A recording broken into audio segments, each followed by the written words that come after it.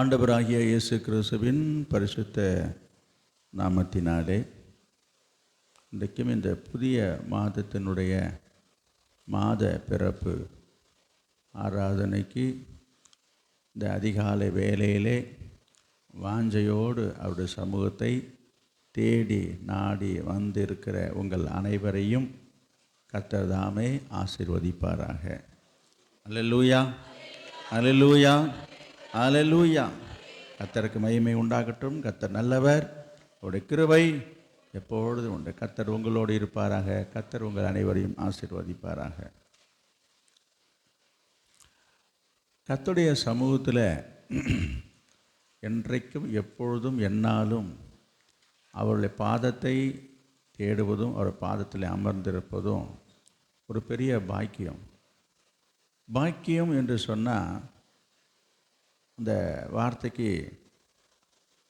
வெவ்வேறு அர்த்தங்களிலே சொல்லும்போது, நீங்கள் பேசும்போது சொல்கிறதோ வழக்கத்தில் சொல்கிறோம், அதுக்கெல்லாம் ஒரு கொடுப்பனை இருக்கணுங்க, அதுக்கெல்லாம் நீங்களாம் கொடுத்து வச்ச மனுஷங்க அப்படி சொல்கிறாங்க பார்த்தீங்களா.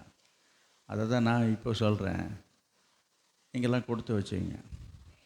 அதாவது பாக்கியம் என்னது, இங்கே வருவதற்கு இன்றைக்கி எத்தனை பேர் வர்றதுக்கு விரும்பி மனசில் நினச்சியும் வர முடியாது. கேட்டால் அவங்க பல காரணங்கள் சொல்லுவாங்க, அது அவங்களுக்கு காரணங்கள் பல இருக்கலாம். ஆனால் ஆண்டவர் உங்களுக்கு அந்த பாக்கியத்தை கொடுத்துருக்கிறார்.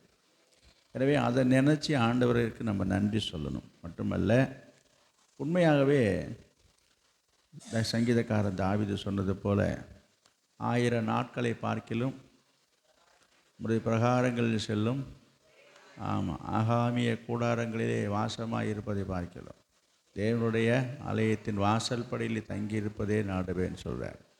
உண்மையிலே ஒவ்வொரு நாளும் நம்ம வாரத்தில் ஒரு நாள் தான் ஆலயத்துக்கு வருகிறோம், ஒரு சிலர் 2 நாள் வராங்க.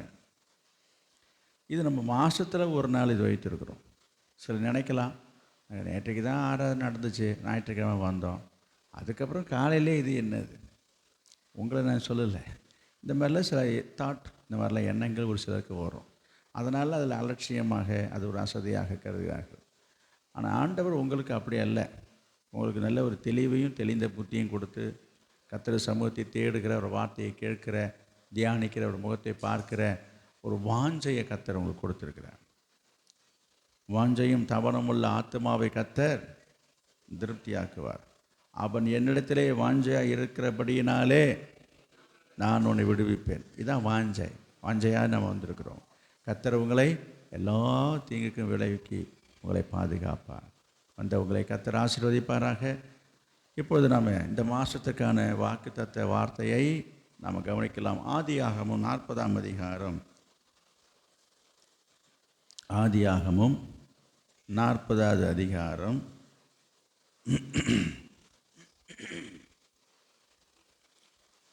13வது வசனம்.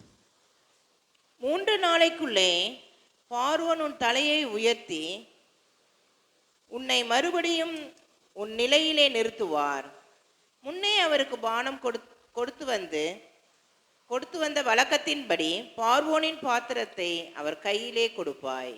சரி, கவனிங்க, நான் வாசிக்கிறேன். உன் தலையை உயர்த்தி உன்னை மறுபடியும் உன் நிலையிலே நிறுத்துவார். எல்லாரும் எடுத்து வச்சிருக்கீங்களா பைபிளை? நான் வாசிக்கிறேன் பாருங்க திரும்பவும்.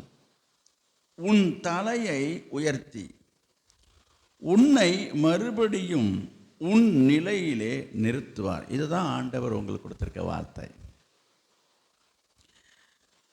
இந்த வாக்குத்தத்தம் என்று சொன்னாலே நிறைய பேருக்கு பொதுவாக, நான் உன்னை வாளாக்காமல் தலையாக்குவேன், கீழாகாமல் மேலாவாய், உன்னை ஆசீர்வதிக்கவே ஆசீர்வதிப்பேன், பயப்படாதே திகையாதே, நான் உன் தேவன், உன் வலது கரத்தை பிரித்திருக்கிறேன், நீ பெருகவே பெருகுவாய். இந்த மாதிரி நிறைய வார்த்தைகள் வாக்கு தத்தங்கள் பைபிளில் இருக்குது. இதெல்லாம் நம்ம எத்தனை வருஷமாக அதையே பார்த்துட்டு இருக்குது. ஏசாயா தீர்க்க தரிசன புத்தகத்தில் பார்த்தீங்கன்னா நிறைய வாக்கு தத்தங்கள் இருக்குது. இப்படி பழைய ஏற்பாட்டு புத்தகத்தில் நிறைய இடங்களிலே ஆண்டவர் நமக்கு நல்ல வாக்கு தத்தங்களை கொடுத்திருக்கிறார். உபாகம புத்தகத்தில் கூட இருக்கிற வாக்கு தத்தங்கள், ஆசீர்வாதமான வார்த்தைகள். இதெல்லாம் நம்ம இத்தனை வருஷ காலமாகவே நம்ம அது எல்லாமே படித்தோம், பார்த்தோம், கேட்டோம். வாக்குத்தத்தம் என்பது இப்போ நான் முன்பு சொன்னது போல, இதோ நான் சகலத்தையும் புதிதாக்குகிறேன், பழையவனையெல்லாம் ஒழிந்து போன, எல்லாம் புதிதாகின, இதெல்லாம் ஒரு வாக்குத்தத்தமான வார்த்தை தானே. இது போன்ற வார்த்தைகளையே நம்ம பார்த்து கேட்டு பழகிட்டோம். இதை தான் சிலர் வாக்குத்தத்தம் என்று நினைக்கிறார்கள். நான் சொல்கிறேன், அது வாக்குத்தத்தம் தான், இல்லைன்னு சொல்லலை. ஆனால் வேதத்திலே ஆண்டவர் வெவ்வேறு சூழ்நிலைகளிலே வெவ்வேறு நபர்களிடத்திலே ஆண்டவர் சொன்ன வார்த்தைகளும் வாக்குத்தத்தங்களாக தான் இருக்கிறது என்பதை நான் உங்களுக்கு சொல்கிறேன். இதை வாசிக்கும் போது உங்களுக்கு தெரியும், இது என்ன வாக்குத்தத்தமா, இதில் என்ன இருக்குது என்று சொல்லி மேலோட்டமாக நீங்கள் நினைக்கக்கூடும். ஏனென்றால் இந்த முழுசாக இந்த வசனத்தை படிக்கும்போது உங்களுக்கு அந்த அளவுக்கு விளங்காது. இது என்ன என்று, இந்த சம்பவம் என்ன என்று சொல்லி பார்க்கும்போது, பார்வோன் ராஜா வாழ்ந்த காலத்திலே பார்வோனுடைய அரண்மனையிலே அவருக்கு பானபாத்திரராக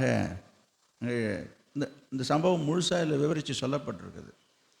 எகிப்து ராஜாவுக்கு பானபாத்திரக்காரனும் சுயம்பாகியும் எகிப்து ராஜாவாகிய தங்கள் ஆண்டவனுக்கு குற்றம் செய்தார்கள். பார்வோன் தன் பானபாத்திரக்காரரின் தலைவனும் சுயம்பாகிகளின் தலைவனுமாகிய இவ்விரண்டு பிரதானிகள் மேலும் கடுங்கோபம் கொண்டுன்னு பாருங்க. அதாவது ராஜ அரண்மனையிலே ராஜாவுக்கு பணிவிடை செய்யக்கூடியவர்கள் பலர் உண்டு. அதில் ஒரு வேலைக்காரன் பாத்திரக்காரனா அவருக்கு வேண்டும் போதெல்லாம் அவருக்கு குடிக்க கொடுத்துக்கிட்டே இருக்கணும். சரி, இப்போ அதெல்லாம் விவரித்து பேசிகிட்டு இருக்குது அவசியம் இல்லை. ஆனாலும் உங்களுக்கு விவரம் தெரியணும் இல்லை ஒரு சிலருக்கு, இது என்ன யார் என்ற. அப்படிப்பட்ட அந்த பாத்திரக்காரன் ஏதோ ஒரு தப்பு பண்ணிட்டான். அங்கே எழுதியிருக்குது, குற்றம்னு என்ன குற்றம்னு எழுதப்படலை, ஏதோ ஒரு குற்றம் செய்து விட்டான். அதனால் ராஜாவுக்கு அவர் மேலே கோபம் வந்தது. கோபம் என்ன செய்தான், அவன் கூட இன்னொருத்தவன், ரெண்டு பேரையும் அங்கே கடும் கோபம் கொண்டு யோசேப்பு சிறையில் வைக்கப்பட்டிருக்கிற சிறைச்சாலையில் கொண்டு போய் வச்சிட்டான். இதுதான் அதுக்குள்ள பின்னணியை நான் சொல்லிட்டு வரேன். அப்படி இருக்கும் பொழுது யோசேப்பு, நான் நேற்று கூட சொன்னேன், யோசேப்பு சிறைச்சாலையில் வைக்கப்பட்டிருக்கும் போது கர்த்தர் கூட இருந்தார் என்று சொல்லும் பொழுது, அங்கே சிறைச்சாலைக்காரன் என்ன செய்தான், அவனுடைய உத்தமத்தையும் உண்மையையும் தெய்வ பயத்தையும் பார்த்து விட்டு அவன்கிட்ட எதையுமே விசாரிக்கிறது கிடையாது, எதையுமே அவங்க கேட்கறது கிடையாது. எங்கே இருக்கு பாருங்க, இதே இந்த 40ஆம் அதிகாரத்துக்கு கொஞ்சம் அது மேலே கண்ணை எடுத்து பார்த்தீங்கன்னா அங்கே இருக்கு பாருங்க. கர்த்தர் அவனோடு இருந்தபடினாலும் அவன் எதை செய்தானோ அதை கர்த்தர் வாய்க்க பண்ணபடினாலும் அவன் வசமாக இருந்த யாதொன்றை குறித்து சிறைச்சாலை தலைவன் விசாரிக்கவில்லை. இவனை என்ன ஏதுன்னு யாரும் கேட்குறதே கிடையாது. அந்த அளவுக்கு யோசேப்பு இருந்தான், பர்ஃபெக்டாக இருந்தான். அங்கே உள்ள கைதிகள், விசாரணை கைதிகள் யாராக இருந்தாலும் யோசேப்பிட்டு இந்த நீனே பார்த்துக்கன்னு சொல்லி அவனுக்கு அப்படி ஒரு பொறுப்பு கொடுத்துட்டாங்க. எப்படி இருந்திருக்கிறான் பாருங்க அதில். சரி, இப்படிப்பட்ட சூழ்நிலையில் இந்த யோசேப்பு இவனை விசாரிக்கிறான்னு போட்டிருக்காங்க. யார அங்கே அவன் அவர்களை விசாரித்து வந்தான். 4வது வருஷத்துக்கு பாருங்க. அநேக நாட்கள் சிறைச்சாலையில் இருக்கும்போது யோசேப்பு விசாரித்து வந்தான். என்ன அர்த்தம், தினமும் அவங்கள்ட்ட பேசிக்கிட்டு அவன் காரியம் என்ன ஏதுன்னு இப்படி பேசி பழகிட்டு இருக்கும்போது ஒரு நாள் அவனுக்கு ஒரு சொப்பனம் வந்தது. சொப்பன கண்டனை தவிர சொப்பனத்துக்கு அர்த்தம் தெரியல, என்ன நடக்க போகுது ஏது நடக்க போகுதுன்னு ஒரு கவலை கலக்கத்தோடு இருக்கும்போது யோசேப்பிட்ட நிற்கும்போது, யோசேப்பு என்ன உங்கள் முகம்லாம் மாறி இருக்குன்னு கேட்கும் பொழுது, அப்போ சொன்ன இன்னுமே நாங்கள் ராத்திரி ஒரு கனவு கண்டோம், அது என்னன்னு தெரியல, யார்கிட்ட போய் கேட்குறது, அர்த்தம் தெரியலன்னு போது அப்போ யோசேப்பு சொல்கிறாரு, இது என்னப்பா சொப்பனத்துக்கு அர்த்தத்தை தெரிவிக்கிற கர்த்தர் அல்லவா, இவன் தான் சொல்கிறான், அவர் தன்னடக்கத்தை பாருங்கள். அப்படி சொல்லும் பொழுது இந்த சொப்பனத்தை சொல்கிறாங்க. சொப்பனத்தை சொல்லும்போது அதுக்கு விளக்கம் சொல்கிறார் யார், யோசேப்பு.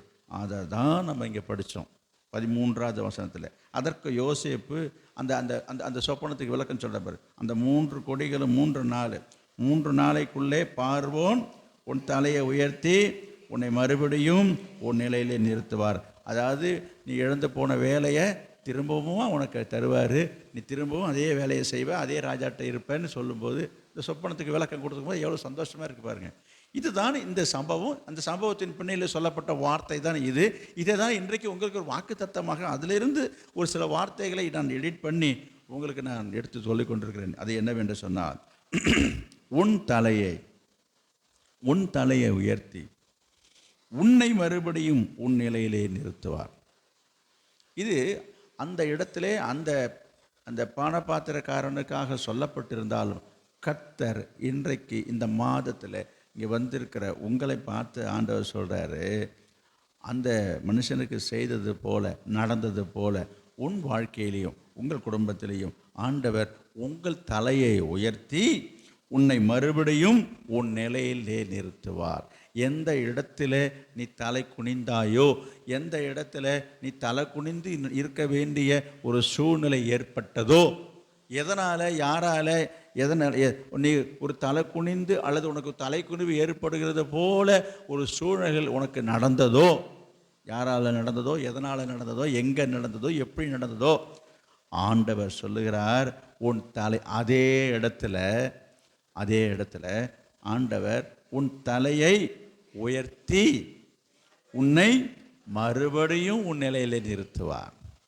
என்ன ஒரு அருமையான வார்த்தையை பாருங்கள். எனவே உன்னோட வாழ்க்கையிலே உங்கள் குடும்பத்திலே என்னென்ன சூழ்நிலைகளுக்குள்ளாக நீங்கள் கடந்து போனீர்களோ, எதையெல்லாம் நடந்த காரியங்கள் 4 பேருக்கு மத்தியில் மற்றவங்க மத்தியில் ஒரு தலைக்குனிவை ஏற்படுத்துகிறது போல உன் குடும்பத்தார்கள் செய்திருக்கலாம், உன் பிள்ளைகள் மூலமாக ஏற்பட்டிருக்கலாம், உங்கள் உறவுகள் மூலமாக, உங்கள் சொந்தங்கள் மூலமாக, யார் மூலமாக எதன் மூலமாகவோ யாரால் உங்களுக்கு ஒரு குறைச்சல் ஏற்பட்டதோ, யாரால் உங்களுக்கு ஒரு அவமானம் ஏற்பட்டதோ, யார் உங்களை புறக்கணித்து தள்ளினார்களோ, ஒதுக்கி வைத்தார்களோ, உங்களை அவமதித்தார்களோ, கர்த்தர் சொல்லுகிறார் அந்த இடத்திலே அவர்களுக்கு முன்பாகவே உன்னுடைய தலையை ஆண்டவர் உயர்த்தி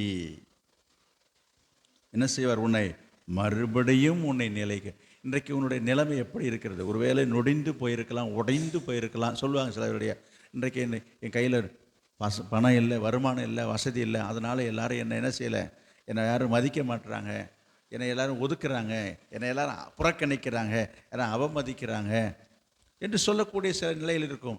கர்த்தர் சொல்கிறாரு அதே இடத்துல அவங்க கண்ணுக்கு முன்பாகவே உன்னை உயர்த்துவேன் என்று கர்த்தர் சொல்கிறார். எத்தனை நேரங்களை, எத்தனை சமயங்களை, சில நேரங்களில் சில காரியங்களே நம்ம வாழ்க்கையில் நடக்கும்போது, பொதுவாக சொல்கிறேன், எந்த ஒரு காரியமாக இருக்கட்டுங்க, சில நேரங்களிலே சில விஷயங்களில் அவங்க முகத்தை முழிக்கும் யோசிப்பாங்க. அவங்கள எப்படி ஃபேஸ் பண்ணுறதுன்னு எனக்கு தெரியலிங்க, எப்படி அவங்க முகத்தை பார்க்குறதுன்னு தெரியலையே. அப்படின்னா என்ன? அதாவது வெட்கப்பட்டு வருத்தப்பட்டு ஒரு தயக்கமாக இருக்கிற ஒரு சூழ்நிலைக்குள்ளாக சிலர் கடந்து போகலாம். சில சம்பவங்கள் வாழ்க்கையில் நடக்கும்போது எப்படிங்க வெளியில் தலை காட்டுறதுன்னு தெரியலிங்க. உண்டு தானே?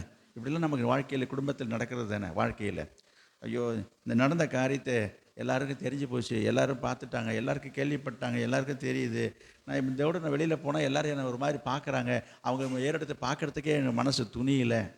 இப்படி சொல்லக்கூடிய ஒரு சூழ்நிலை, அது எந்த சூழ்நிலையோ, அது உன்னால் ஏற்பட்டதா, இல்லை உன்னுடைய உறவு சொந்தத்தினால் ஏற்பட்டதா, அல்லது உன்னுடைய பிள்ளைகள் மூலமாக ஏற்பட்டதா, எதனால் யார் காரணமாக இருந்தாலும் சரி, அதில் நீயே காரணமாக இருந்தாலும் சரி, கர்த்தர் இன்றைக்கு இந்த கால நேரத்தில் உங்களுக்கு நல்ல ஒரு வார்த்தையை தந்து உங்களை திடப்படுத்துகிறது என்னவென்று சொன்னால், உன் தலையை உயர்த்து.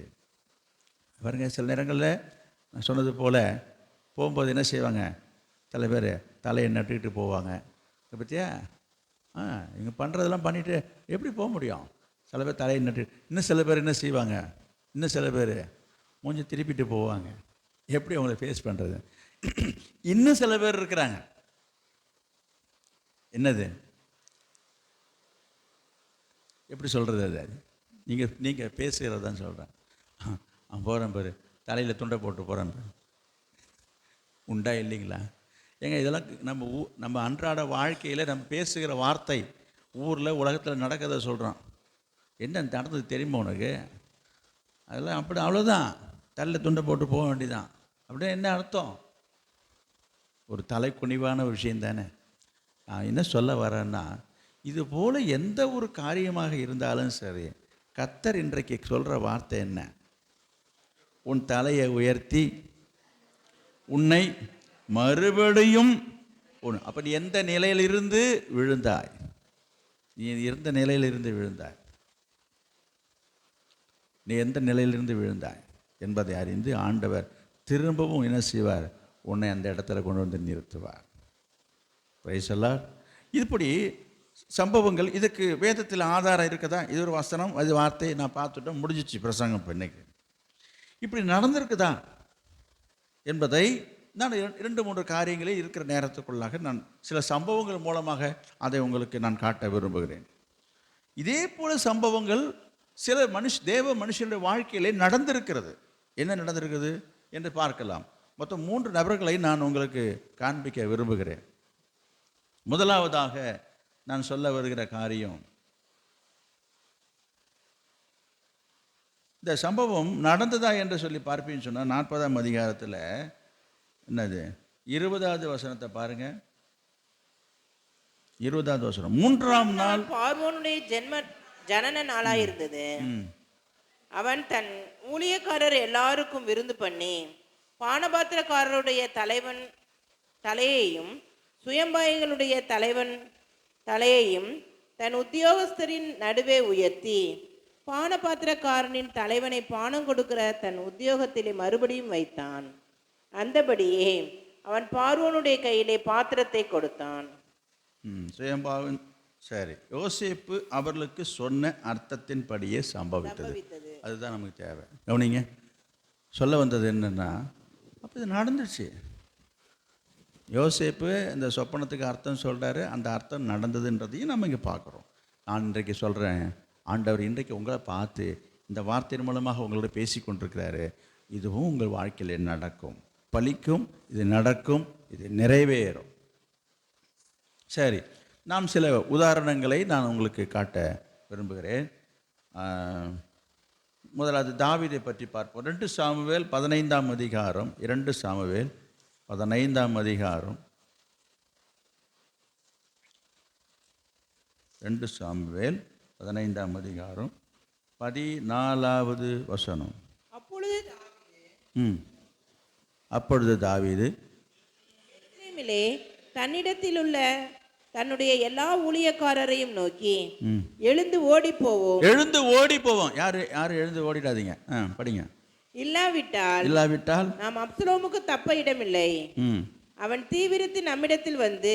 சரி, போதுங்க, நம்ம கொஞ்சம் சுருக்கி சீக்கிரமா பார்க்கணும். இது தாவீது ராஜாவுடைய மகன் பேர் தான் அப்சலோம். நல்லா கவனிங்க. தன்னுடைய சொந்த மகனை நம்ம திடீர்னு யார்கிட்டையும் சொல்லாம அவருடைய ஆட்சியை பிடிக்க வேண்டும் என்பதற்காக, இந்த ராஜ பதவியை பிடிக்க வேண்டும் என்பதற்காக தகப்பனுக்கு தெரியாமல் என்ன பண்ணிட்டான், ஒரு கூட்டத்தை சேர்த்து போய் எக்காலம் ஊதி நான் தான் ராஜான்ட்டான்.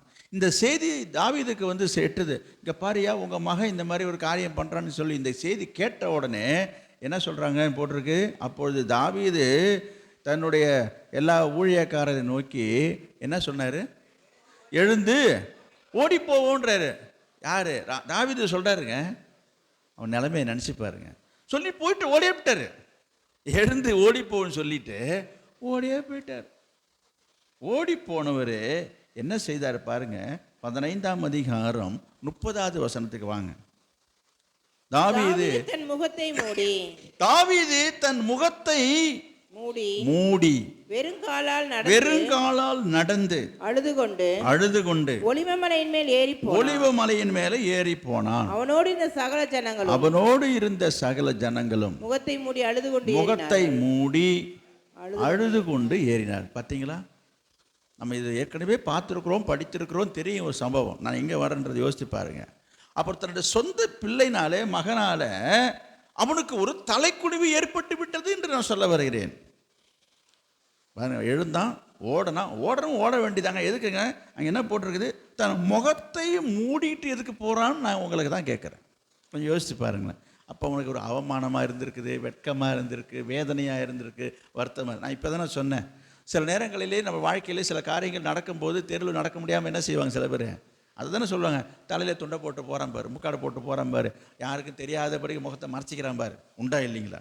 இன்றைக்கும் நீங்கள் வேணால் பாருங்கள், ஒரு குற்றவாளியாக இருக்கட்டும், இல்லை வேறு ஏதாவது தவறு செய்தவங்களை பார்த்தீங்கன்னா, நீங்கள் வந்து நியூஸில் நான் பார்த்துருக்குது, நான் இந்த நியூஸ் பார்க்கும்பொழுது பார்த்தீங்கன்னா போலீஸு சிலர்லாம் பிடிச்சிட்டு போவாங்க. பார்த்தீங்கன்னா அந்த நிருபர்கள்லாம் என்ன செய்வாங்க, ரிப்போர்ட்காரங்களாங்க டக்குன்னு வீடியோ எடுப்போம், ஃபோட்டோ எடுப்பான். நீங்கள் கவனிச்சிருக்கலாம். இங்கே பாருங்கள், மூஞ்சை மறைச்சிப்பான், இப்படி மறைச்சிப்பான். சில பேர் கட்சி பிடிச்சி மறைச்சிக்கிறான். நான் இதுதான் ஏன் வெளில தெரியக்கூடாது, என்ன பிடிச்சிட்டாங்கன்னு வெளில தெரிஞ்சிடக்கூடாது. இப்போ உள்ளதை நான் நடக்கிறத சொல்கிறேன். அப்போ தாவீது என்ன செய்தான் என்று போட்டிருக்குது. இவ்வளோ பெரிய ராஜாங்க. தாவீது என்ன செய்தான், தன் முகத்தை மூடிக்கொண்டு வெறுங்காலால் நடந்து அழுது கொண்டு ஏறி போனான். அவன் கூட இருந்தவங்க எல்லாம் என்ன செய்கிறாங்க, இந்த மாதிரி ராஜாவுக்கு ஒரு நிலைமை இப்படி ஆயிடுச்சு. ரொம்ப வருத்தமான விஷயம் தானே, இது வேதனையான ஒரு விஷயம் தானே. இப்படிப்பட்ட சூழ்நிலையில் என்ன நடந்ததுன்ற உங்களுக்கு தெரியுமா? ஆண்டவர் இந்த வசனத்தின்படி திரும்பவும் என்னது, உன் தலையை உயர்த்தி உன்னை மறுபடியும் உன் நிலையிலே நிறுத்துவார் என்கிற வார்த்தை தாவீதின் வாழ்க்கையிலே நடந்தது. இன்னைக்கு ஒரு சூழ்நிலை ஏற்பட்டு போச்சு. சொந்த பெற்ற மகனே என்ன பண்ணிட்டான், விரோதியாக எழும்பிட்டான். தாவீது ஓடுனது உண்மைதான், மறைஞ்சது உண்மைதான், ரொம்ப வேதனைப்பட்டதெல்லாம் உண்மைதான். ஆனால் கால சூழ்நிலைகள் மாறிச்சு. பாருங்க, 2 சாமுவேல் 19ஆம் அதிகாரம் 10வது வசனம். 2 சாமுவேல் நமக்கு ராஜாவாக அபிஷேகம் பண்ணி வைத்த 10வது வசனம். அப்சலோம் யுத்தத்திலே செத்தான். இப்போதும் ராஜாவை திரும்ப அழைத்து வராமல் நீங்கள் சும்மா இருப்பானேன் என்று சொல்லிக் கொண்டார்கள். அதாவது தன்னுடைய மகனுக்கு பயந்து போய் காட்டிலையும் மலையிலையும் பதுங்கியிருந்த தாவீதை திரும்ப அழைச்சிட்டு வராங்க. அதெல்லாம் ஒரு பெரிய கதை, அதெல்லாம் இப்போ சொல்ல முடியாது. என்ன நடந்ததுன்றதான் உங்களுக்கு தெரியும். தன்னுடைய தகப்பனுக்கு எதிராக விரோதமாக எழும்பினா அவன் அழிஞ்சான். தன்னுடைய மகனே அந்த அப்சலோமே என்ன செய்தான், மரித்து போனால். அப்படி ஒரு நிலைமை ஏற்பட்டதெல்லாம் நான் ஏற்கனவே உங்களுக்கு சொல்லியிருக்கிறேன். அவனுக்கு எதிராக எழும்புறதுனால அவனுடைய விளைவையும் நான் உங்களுக்கு சொல்லியிருக்கிறேன். இப்படி முடிஞ்சு போச்சு கதை. உடனே என்ன செய்கிறாங்க, போய் உங்களை அழைச்சிட்டு வாங்கன்றாங்க. இன்னொரு இடத்துல ஒரு வசனத்தை நான் சொல்கிறேன் பாருங்கள். 2 சாமுவேல் 5ஆம் அதிகாரம் 3வது வசனத்தை பாருங்கள். 2 சாமுவேல் 5ஆம் அதிகாரம் 3வது வசனம்.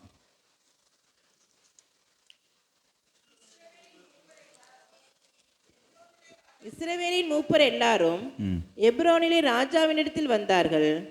தாவீது ராஜா அவர்கள் தாவீதை இஸ்ரவேலின் மேல் ராஜாவாக அபிஷேகம் பண்ணினார்கள். அதாவது முதல்ல தாவீதை அபிஷேகம் பண்ணது யாரு? சாமுவேல். உங்களுக்கு தெரியுமா?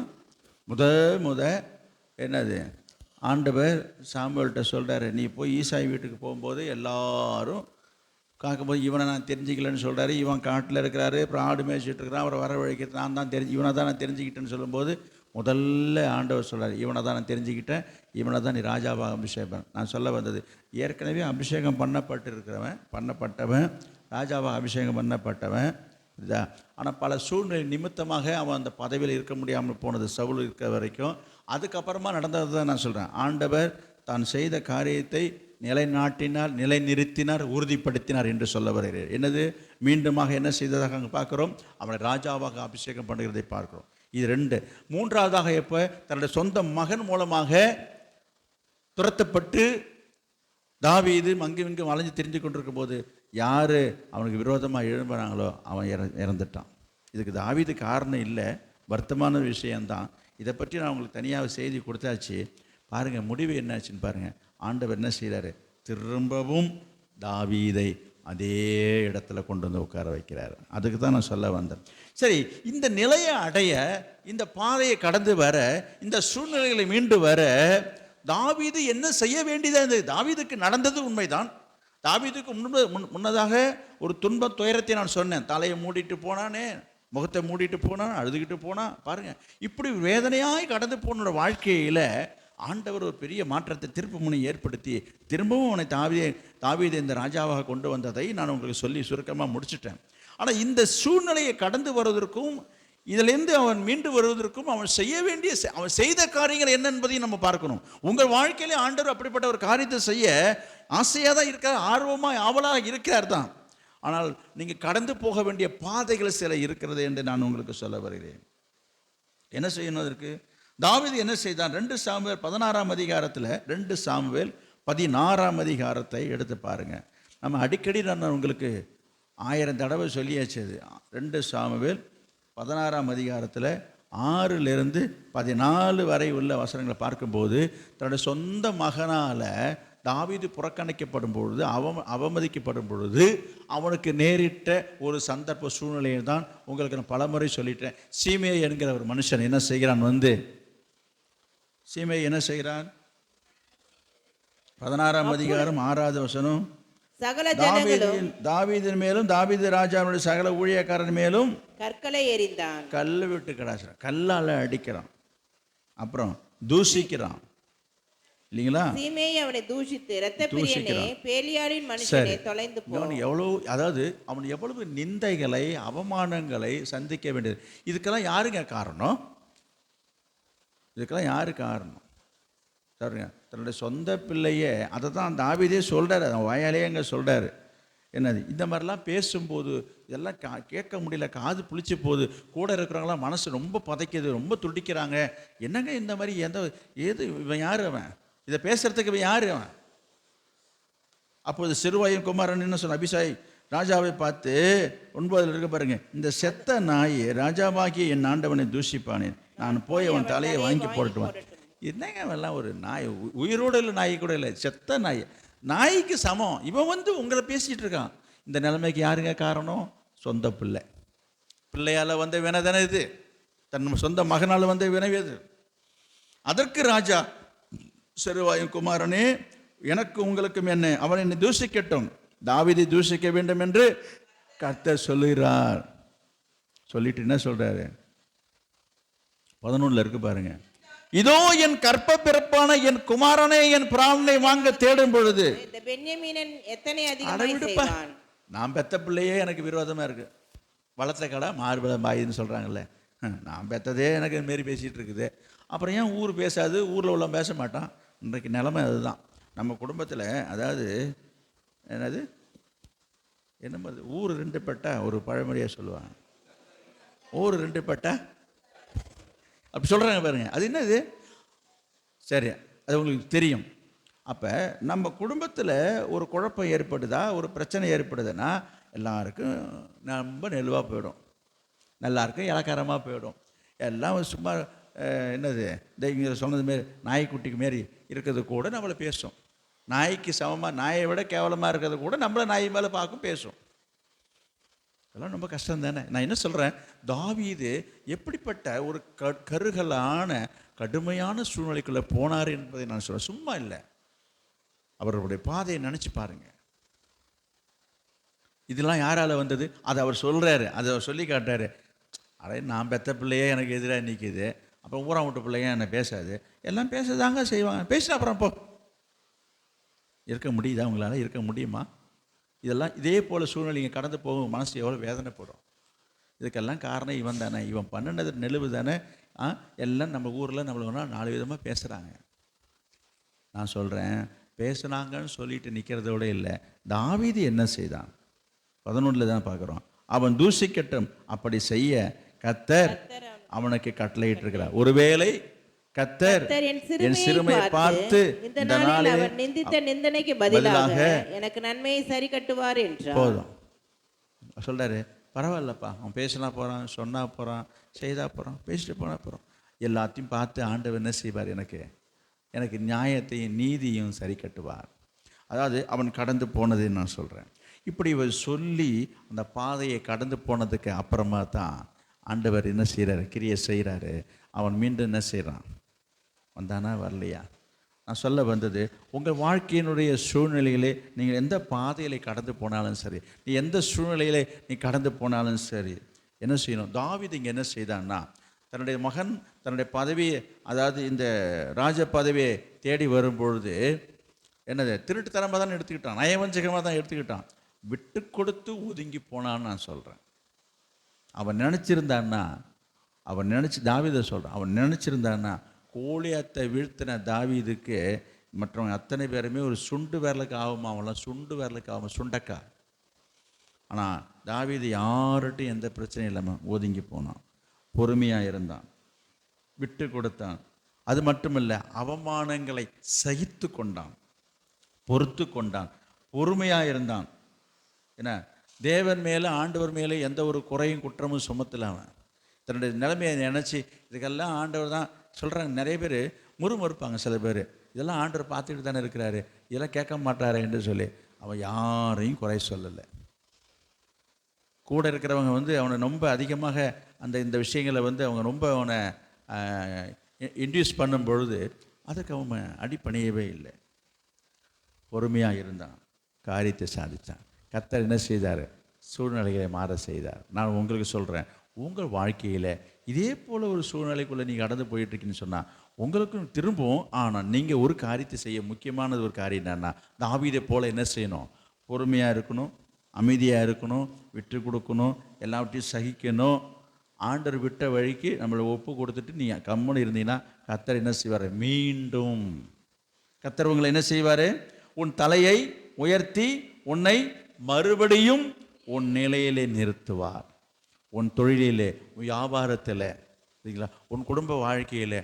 இந்த மாதிரிலாம் எல்லாம் நொடிஞ்சு போச்சுங்க, ரொம்ப ஓஹோன்னு இருந்தாங்க, இப்போ என்னதாங்க பண்ணுறது, ரொம்ப பிரச்சனை இருக்கிறாங்க. கர்த்தர் சொல்கிறாரு, உன் தலையை உயர்த்தி உன்னை மறுபடியும் உன் நிலையில் நிறுத்துவேன். நல்லா என்னங்க ஜெயிச்சேன்னு ஒரே கூட்டங்க, எப்போ பார்த்தாலும் எனக்கு கொடுத்து மாளாதுங்க, அப்படிலாம் இருந்ததுங்க. ஒருத்தரும் கூட நம்ம திரும்பி பார்க்க மாட்றாங்க, எல்லாம் என்னை அப்படியே ஒதுக்கிட்டாங்க. கவலைப்படாதீங்க, கர்த்தர் கருத்தில் ஒப்பு கொடுங்க, கர்த்தர் கருத்தில் காத்துருங்க. காலம் மாறும், சூழ்நிலை மாறும். கர்த்தர் திரும்பவும் என்ன செய்வார்? உன்னை திரும்பவும் உன் தலையை உயர்த்தி உன்னை மறுபடியும் உன் நிலையில் முன்ன இருந்தது போலவே உன்னை உயர்ந்த இடத்துல ஆண்டு வைப்பேன் என்று கர்த்தர் சொல்கிறார். இரண்டாவதாக ஒரு காரியத்தை நான் சொல்லி நான் சீக்கிரம் முடிக்கணுமே. அடுத்ததாக ஒரு உதாரணம் வேதத்திலிருந்து யோபின் புத்தகத்தை எடுத்துக்கொள்ளுங்கள். யோபு அவருடைய வாழ்க்கையில் நடந்ததை பார்க்கலாம். யோபு முதல் அதிகாரம் முதல் வசனத்தை பாருங்க. முதல் அதிகாரம் யோபு முதல் அதிகாரம் முதல் வசனம். தேசத்திலே யோபு எனும் பேர் கொண்ட ஒரு மனுஷன் இருந்தான். அந்த மனுஷன் உத்தமனும் சன்மார்க்கனும் தேவனுக்கு பயந்து பொல்லாப்புக்கு விலகிறவனுமாயிருந்தான். 1, 2, 3. அவனுக்கு 7 குமாரரும் 3 குமாரத்திகளும் பிறந்தார்கள். அவனுக்கு 7000 ஆடுகளும் 3000 ஒட்டகங்களும் 500 ஏர் மாடுகளும் 500 கழுதைகளும் ஆகிய மிருக ஜீவன்கள் இருந்ததுமன்றி திரளான பணிவிடைக்காரரும் இருந்தார்கள். அதனால் அந்த மனுஷன் கிழக்கத்திய புத்திரர்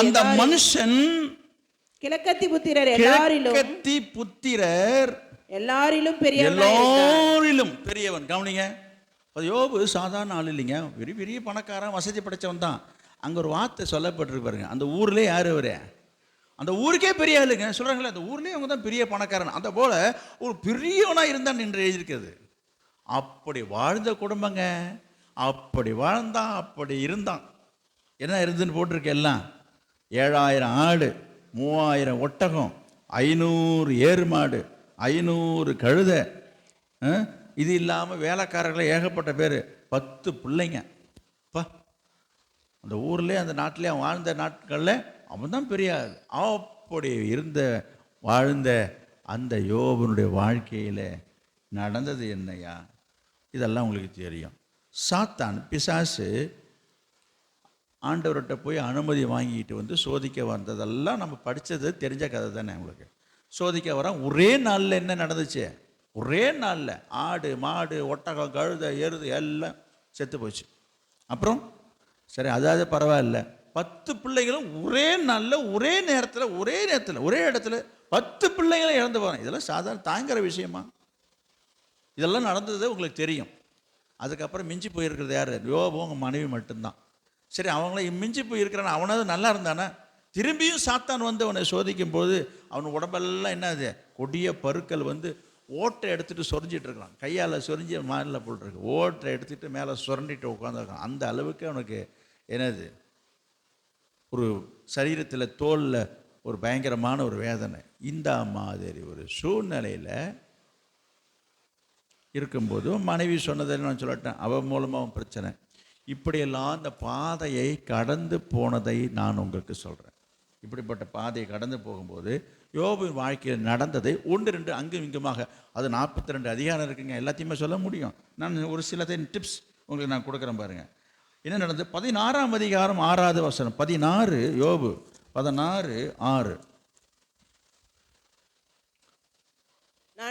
நான் பேசினாலும் என் துக்கம் மாறாது, நான் பேசாமல் இருந்தாலும் எனக்கு என்ன ஆறுதல். அவன் பட்ட கஷ்டத்துக்கு நான் சொல்றேன். அவன் பட்ட பாடு, வேதனை, அவன் மனசு வேதனையினுடைய வார்த்தை தான் உங்களுக்கு எடுத்து காட்டுறேன். என்னது? நான் பேசினாலும் என் துக்கம் ஆறாது, நான் பேசாமல் இருந்தாலும் எனக்கு என்ன ஆறுதல். அப்போ எவ்வளவு ஒரு வேதனைக்குள்ள அவன் கடந்து போயிருக்கிறான். அப்படி இருக்கும் பொழுது 12வது வசனம் பாருங்க. நான் சுகமாய் வாழ்ந்திருந்தேன்.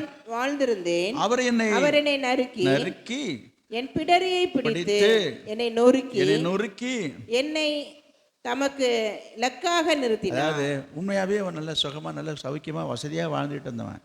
அவன் நிலைமை இன்னைக்கு என்னாச்சு? சாம்பலில் உட்காந்துருக்கிறான். 19ஆம் அதிகாரம் 9வது வசனம். 19ஆம் அதிகாரம் 9வது வசனம்.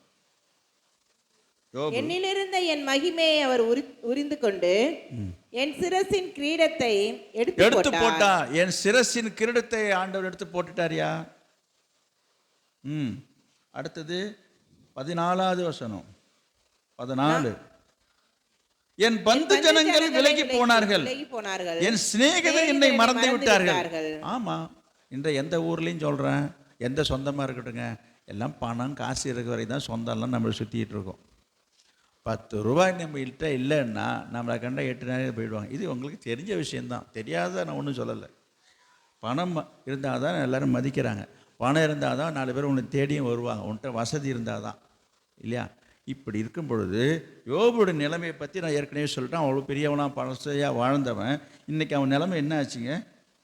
14 என் பந்து ஜனங்கள் எல்லாம் விலகிட்டான். இவன் நம்மள்ட்ட கடன் கேட்டால் என்ன பண்ணுறதுன்னு எல்லாம் விலகி போயிட்டாங்க. என் சிநேகிதர் என்னை மறந்து விட்டார். ஐயோ, அவனுக்கு எத்தனை பேருக்கு விடிஞ்செழுந்து பொழுது போனால் ஒரு பெரிய கூட்டமே உட்காந்துருக்குங்க. டீ என்ன, காஃபி என்ன, வடை என்ன, போண்டா என்ன, அடாடாடாடா.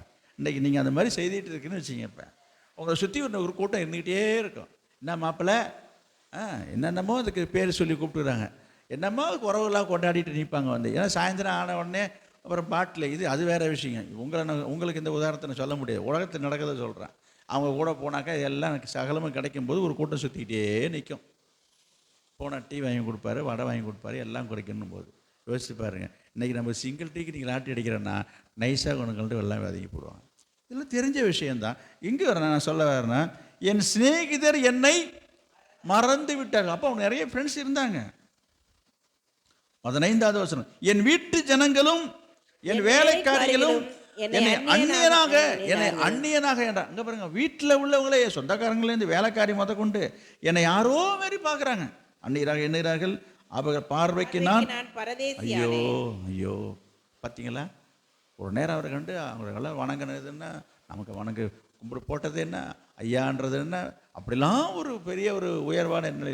இன்றைக்கு எல்லாம் இல்லைன்னு அதுக்கப்புறம் பிள்ளையும் இல்லை, சொத்து இல்லை, சுகம் இல்லைன்றதுக்கப்புறம் எல்லாம் அவங்களுக்கு கேவலமாக பார்க்குதுன்னு அவர் எழுதுறாருன்னா அதெல்லாம் அந்த பாதையை அவளை எவ்வளோ கஷ்டப்பட்டு கடந்து போயிருப்பாருன்றது யோசித்து பாருங்கள். எனக்கு அந்நியனாக எண்ணுகிறார்கள், பரதேசியாக இருக்கிறேன். நான் என் வேலைக்காரனை கூப்பிடும் பொழுது அவன் எனக்கு உத்தரவு கொடான். இங்கே பாருங்க, என்னது மதிக்கவே மாட்டுறாங்க. என்கிட்ட வேலை செஞ்சவங்க, என்கிட்ட வேலைக்காரனாக இருந்தவங்க இன்னைக்கு கூப்பிட்டு திரும்பி கூட பார்க்க மாட்டுறாங்க. சொல்கிறீங்கள, கூப்பிட்டா திரும்பி பார்க்க மாட்டுறாங்க. கூப்பிட போயிட்டே இருக்கிறாங்க. எப்படி இருக்கும் உங்கள் மனசு? அன்னைக்கு கூப்பிடும்போது சொல்லுங்க அண்ணா, சொல்லுங்க அக்கா, சொல்லுங்க அண்ணான்னு ஓடி வந்து நின்னாலே கூப்பிட்டா கூட காதில் வாங்காத மாதிரி போயிட்டே இருக்கிறான். நம்மள்கிட்ட 4 காசு இல்லைன்னா. இது யோபுடைய வாழ்க்கையில் நடந்ததே நான் உங்களுக்கு சொல்கிறேன், இல்லையா? அப்புறம் அவன் எனக்கு உத்தரவு கூடான். அப்புறம் என் வாயினால் நான் அவனை கெஞ்ச வேண்டிய. யார்கிட்ட போய்ங்க? ஒரு வேலைக்காரன்ட்ட போய் கெஞ்சிட்டு கிடையாது. இதை கொஞ்சம் ஒரு குடம் தண்ணி கொண்டாந்து வச்சுட்டு போயப்பா, ஒரு வாளி தண்ணி எடுத்து வச்சுட்டு போய், எனக்கு ரொம்ப முடியலப்பா. கெஞ்ச வேண்டியதாக இருக்குது. ஒரு நேரத்தில் உட்காந்து அதிகாரம் ஒரு பெல் அடித்தாலே வருவார் மாரி எல்லாம் ஒரு அதிகாரத்தில் வாழ்ந்தவன் இன்றைக்கு ஒவ்வொருத்தையும் போய் காலை பிடிச்சி கையை பிடிச்சி கெஞ்ச வேண்டிய நிலைமையில் ஆயிட்டான். அடாடா, யோசிச்சு பாருங்க, அவன் நிலைமையை யோசிச்சு பாருங்க. 16, 17 என் சுவாசம் என் மனைவிக்கு வேறுபட்டிருக்கிறது. என் கற்பத்தின் பிள்ளைகளுக்காக பரிதவிக்கிறேன். என் சிறு பிள்ளைகளும் என்னை அசட்டை பண்றாங்க. பார்த்தீங்களா? இங்க பாருங்க, முளைச்சி 3 இலை விடலைங்க. முளைக்கிற முளையம் நீங்க பேசுறத சொல்றாங்க. முளைக்கிற முளையம் அது கூட என்ன செய்ய மாட்டேது நம்மள. இங்க பாருங்க, என்னை அசட்டை பண்றாங்க. கூப்பிட்டா கூட திரும்பி பார்க்க மாட்டேது. சில வீட்டில் நடக்கிறத சொல்றாங்க. வயசான தாத்தா பாட்டி கூப்பிடுவாங்க, அப்படின்ட்டு போவோம், மதிக்காது. எவ்வளோ மனசு வேதனையாக இருக்கும். அங்கே பாருங்கள், ஒரு சின்ன பிள்ளை கூப்பிட்றோம், இது கூட நம்ம 4 காசுக்கு மதிக்க மாட்டேது. இன்றைக்கி நிறைய பேர் நிலைமை அப்படி இருக்குது. சில வீட்டில், சில குடும்பத்தில். நான் எழுந்தால் அவர்கள் எனக்கு விரோதமாய் அவர்கள் எனக்கு விரோதமாய் பேசுகிறார்கள். ஆமாம், எல்லாம் எங்கே பார்த்தாலும் முட்டா கூடி கூடி குசு குசு குசுன்னு என்ன பேசிகிட்டு இருக்காங்க? இவனுக்கு விரோதமாக தான் பேசிகிட்டு இருக்காங்க. இதெல்லாம் சகிக்க முடியுமா? எப்படிப்பட்ட ஒரு வேதனைக்குள்ளாக அந்த யோபு கடந்து போனார் என்பதை நான் உங்களுக்கு சொல்கிறேன். என் பிராண சிநேகிதர் எல்லாரும் என்னை வெறுக்கிறார்கள். நான் சிநேகித்தவர்கள் எனக்கு விரோதிகளானார்கள். எல்லாரும் எனக்கு பகையாயிட்டாங்க. என் கூட இருந்தவன் அத்தனை பேரும் எனக்கு குழி பறிக்க ஆரம்பிச்சிட்டான். எல்லாம் எனக்கு எதிரியாக மாறிட்டான். 19ஆம் அதிகாரம் 25வது வசனம். இவ்வளவு கசப்பான கடினமான கஷ்டமான பாதைகளுக்குள்ளாக கடந்து சென்ற யோபு வாயிலிருந்து வர வார்த்தை என்ன? நீங்களா இருந்தீங்கன்னா நீங்கள் எப்படின்னு தெரியல எனக்கு. சிலர் நினைக்கிற காரியத்தை சொல்ல, சிலர் நடந்துகிற காரியங்களை, இந்த கடவுளுக்கு கண்ணு இருக்குதா, கடவுளுக்கு மனசே இல்லை, ஈவு இருக்குதா, இறக்கம் இல்லையா, இதெல்லாம் தெய்வம் பார்த்துட்டு தான் இருக்கிற, தெய்வம் இருக்காரா இல்லையா, சில பேர் புலம்பி தீர்த்துடுறாங்க. கேட்டால் என் கஷ்டம் இங்கே பாரு, இவ்வளவு கஷ்டமான சூழ்நிலைக்குள்ள கடந்து போகும்போது யோபு என்ன சொல்றார்? என் மீட்பர் உயிரோடு இருக்கிறார், அவர் கடைசி நாளிலே பூமியின் மேல் நிற்பார் என்றும் நான் அறிந்திருக்கிறேன். இந்த என் தோல் முதலானவைகள் அழுகி போன பின்பும் நான் என் மாம்சத்தில் இருந்து தேவனை பார்ப்பேன், அவரை நானே பார்ப்பேன், அந்நிய கண்கள் அல்ல, என் கண்களே அவரை காணும். என்னடா என்னங்க இது? ஏங்க இவ்வளவும் இவ்வளவும் போனதுக்கு அப்புறம் என்னங்க கடவுளாவது, என்னங்க தெய்வம்? இன்னைக்கு சில பேர் சொல்கிறோம், உங்களை நான் சொல்லலை, ஒரு சிலர் விசுவாசத்தை விட்டு விலகி போயிடுறாங்க. ஆனால் என்னங்க இந்த தெய்வத்தை நம்பி போனாங்க, என்ன நடந்தது? எல்லாத்தையும் விட்டுட்டு உட்காந்துருக்கேன், இந்த இடத்துல உட்காந்துருக்குறேன். இந்த கோயிலுக்கு போய், இந்த சபைக்கு போய் எல்லாம் பாழாக போச்சு, எல்லாம் போயிட்டுது. இப்போ ஊரே என்ன சொல்லுது, எங்கள் வீட்டில் உள்ளவங்க சொல்கிறாங்க, எதுக்கு நீ இந்த சபைக்கு போனதுனால தான் இப்படி ஆயிடுச்சு, நீ ஆண்டுன்னு ஓடணும் இல்லை, அதனால தான் உனக்கு இப்படி ஆயிடுச்சு. அப்படி சொல்கிறாங்க, இப்படி சொல்கிறாங்கன்னு சொல்லி என்கிட்ட வந்து சொல்கிறாங்க. இப்படி சொல்கிறாங்க, அப்படி சொல்கிறாங்க. ஏங்க என்னது கேவரில் நெய் வடிதானே கேப்பாருக்கு மதியம் எங்கே போச்சான்? அவன் ஒரு அவிசுவாசி, கடவுளை பற்றியே ஒரு வாசனையே இல்லாதவன். நீ ரட்சிக்கப்பட்டவன் ஒரு விசுவாசி, ஆண்டவரை பற்றி சத்தியம் தெரியுது, அவன் சொல்கிறான்னு கேட்டுட்டு வந்து சொல்கிறானே, நீ என்ன விசுவாசி சொல்லுங்கள்? அவன் சொன்னாலும் பொட்டுன்னு தட்டுன்னு அவன் தலையில தட்டிட்டு அதுக்காக செஞ்சிடாதீங்க. நான் ஒரு வார்த்தைக்கு சொல்கிறேன். என்னது மூடியா? ஒரு இடத்துல தேவன் கையை யோபு தான் சொல்கிறார், தேவன் கையில் நன்மையை பெற்ற நாம தீமையை பெற வேண்டாமோ என்று சொல்லி யோபு தன் மனைவியை பார்த்து என்ன சொல்கிறாரு? வாயை மூடுறி அப்படின்னு சொல்லாமல் சொல்கிற பைத்தியக்காரி மாரி பேசிகிட்டு இருக்கிற. தேவன் கையில் நன்மையை பெற்ற தீமையை பெறக்கூடாதா? என்ன பேசுகிற நீ? மூடு வாயை அப்படின்னு அவன் வாயை அடைக்கிறாங்க. நான் உங்களுக்கு சொல்கிறேன், உங்களை குறித்து யாராவது உங்களை பார்த்து அவிசுவாசமான வார்த்தையை அதேறைப்படுத்துறது போல் உங்கள் மனசை வேதனைப்படுத்துறது பேச, இந்த மூடுப்பா, எனக்கு தெரியுங்க ஆண்டரை பற்றி, நீ ஒன்றும் எனக்கு சொல்ல வேணாம் அப்படி சொல்கிற தைரியம் இருக்குதா? சொல்கிறாங்க. என்ன சொல்கிறாங்க? வந்து பக்கத்து வீட்டில் சொல்கிறாங்க, எதிர் வீட்டில் சொல்கிறாங்க, ஊரில் சொல்கிறாங்க. சொல்ல தான் செய்வான். அவனுக்கு தான் ஏசுன்னா யாருன்னு தெரியாது, அவனுக்கு பிடிக்கவே பிடிக்காது. இவன் சொல்கிறான், அவன் சொல்கிறான்னுட்டு வந்து இந்த மாதிரி ஆகிட்டு கொஞ்சமாவது யோசித்து பார்க்கணுங்க. இல்லை அப்படி சொல்லலை, நான் எனக்கு விசுவாசம்லாம் இருக்குது, சொல்கிற மாதிரி என்னை கொண்டாந்து விட்டுட்டாரே அப்படின்ற. நான் சொல்கிறேன், யோபுவை தாண்டி உனக்கு வந்துடுச்சு, தாவீதை தாண்டி உனக்கு வந்துடுச்சு. கொஞ்சம் சொல்ல மாட்டீங்களே, தாவீதை விடவா உனக்கு வந்துடுச்சு, இல்லை யோபுவை விட வந்துடுச்சு அவங்களுக்கு? நான் என்ன சொல்கிறேன், அப்போ இந்த பாதையை அவர்கள் எப்படி கடந்து போனார்கள் என்பதை நீங்கள் யோசித்து பார்க்கணும். அதுக்கு தான் வேத அறிவு வேணும், வேத ஞானம் வேணுன்றது. இந்த வழியில் அவங்க கடந்து போயிருக்கிறாங்கன்றது தான் இத்தனை வசனங்களை எடுத்து உங்களுக்கு காட்டுறேன். பெத்த பிள்ளவே விரோதமாக போயிடுச்சு, சின்ன பிள்ளை கொண்டு மதிக்கலை, சொந்த பந்தம் விட்டு போயிடுச்சு, எல்லாம் விட்டாலும் யோபு என்ன சொல்கிறாரு? என் வீட்பேர் உயிரோடு இருக்கிறார். அதான் விசுவாசம், அதுதான் விசுவாசி. எனக்கு மனசே சரியில்லை, எதுக்கு நான் ஜெபத்துக்கு வரேன், நான் என்ன கூட்டத்துக்கு வரேன், நான் என்ன ஊழியத்துக்கு போகிறேன், சில சோர்ந்து போகிறத சொல்கிறேன். கேட்டாக்கா என் சூழ்நிலை இதுதான், உன் சூழ்நிலை மாறாது. எந்த நிலையிலும் நீ உறுதியாக விசுவாசத்தை இருந்தீங்கன்னா இப்படி நடந்ததை பாருங்கள். இப்படிலாம் யோபுடைய வாழ்க்கையிலே நடந்ததை நான் உங்களுக்கு அங்கே ஒன்று இங்கே ஒன்றுமோ ஒரு டிப்ஸு தான் இது. இதெல்லாம் ஒரு பெரிய ஸ்டோரி இது. அப்படி இருக்கும் பொழுது என்ன நடந்தது? 42ஆம் அதிகாரத்துக்கு வாங்க சீக்கிரம். 42:10. யோபு 42:10. யோபு தன் சிநேகிதருக்காக வேண்டுதல் செய்த போது, இங்கே பாருங்க, எல்லாம் போயிடுச்சு. யோபு இவ்வளோ கதையை நான் உங்கள்கிட்ட சொன்னேன். யார்? சின்ன பிள்ளை கொண்டு கூப்பிட்டா பதில் சொல்ல மாட்டேன், மதிக்க மாட்டேது, சொந்த பந்தம் விட்டு போயிடுச்சு, வீட்டில் உள்ளவன் மதிக்கலை, யாரும் எனக்கு உதவி செய்யலை, ஒரு வேலைக்காரன் கூட மதிக்க மாட்டான், அவங்கள்ட்ட போய் கெஞ்சணும்னு இந்த மாதிரி ஒரு சூழ்நிலையில் யோபு என்ன செய்தான்னு போட்டிருக்கு? சிநேகிதருக்காக வேண்டுதல் செய்தபோது. சில பேர் நினைக்கிறத சொல்ல, ஆமாம் ஜெபம் பண்ணாங்க, என்ன ஜெபம் பண்ணி என்ன கண்டது, என் கதையை தாங்க நாரிட்டு உட்காந்துருக்கு, நான் போய் ஜெபம் பண்ணி நடக்க போதா? நிறைய பேர் டிஸ்கரேஜ் ஆகிறாங்க. டிப்ரெஸ் ஆகாதீங்க, மனசு சலதை விடாதீங்க. இதெல்லாம் பிசாசு உங்களை வஞ்சிக்கிறான். என்ன நான் ஊழியம் செஞ்சு நான் என்ன பண்ண போகிறேன்? என் குடும்ப கதையை தான் இப்படி கிடக்குது, என் கதையாக தான் இப்படி இருக்குது, எல்லாம் ஊரே இப்படி பேசுது, என் நிலைமை எப்படி இருக்குது. நான் எனக்கெல்லாம் ஒரு காரியம் நல்லது நடந்தால் தான் ஒரு செய்யறதுக்கு ஒரு ஆசை வரும், ஆர்வம் வரும், ஆவல் வரும்.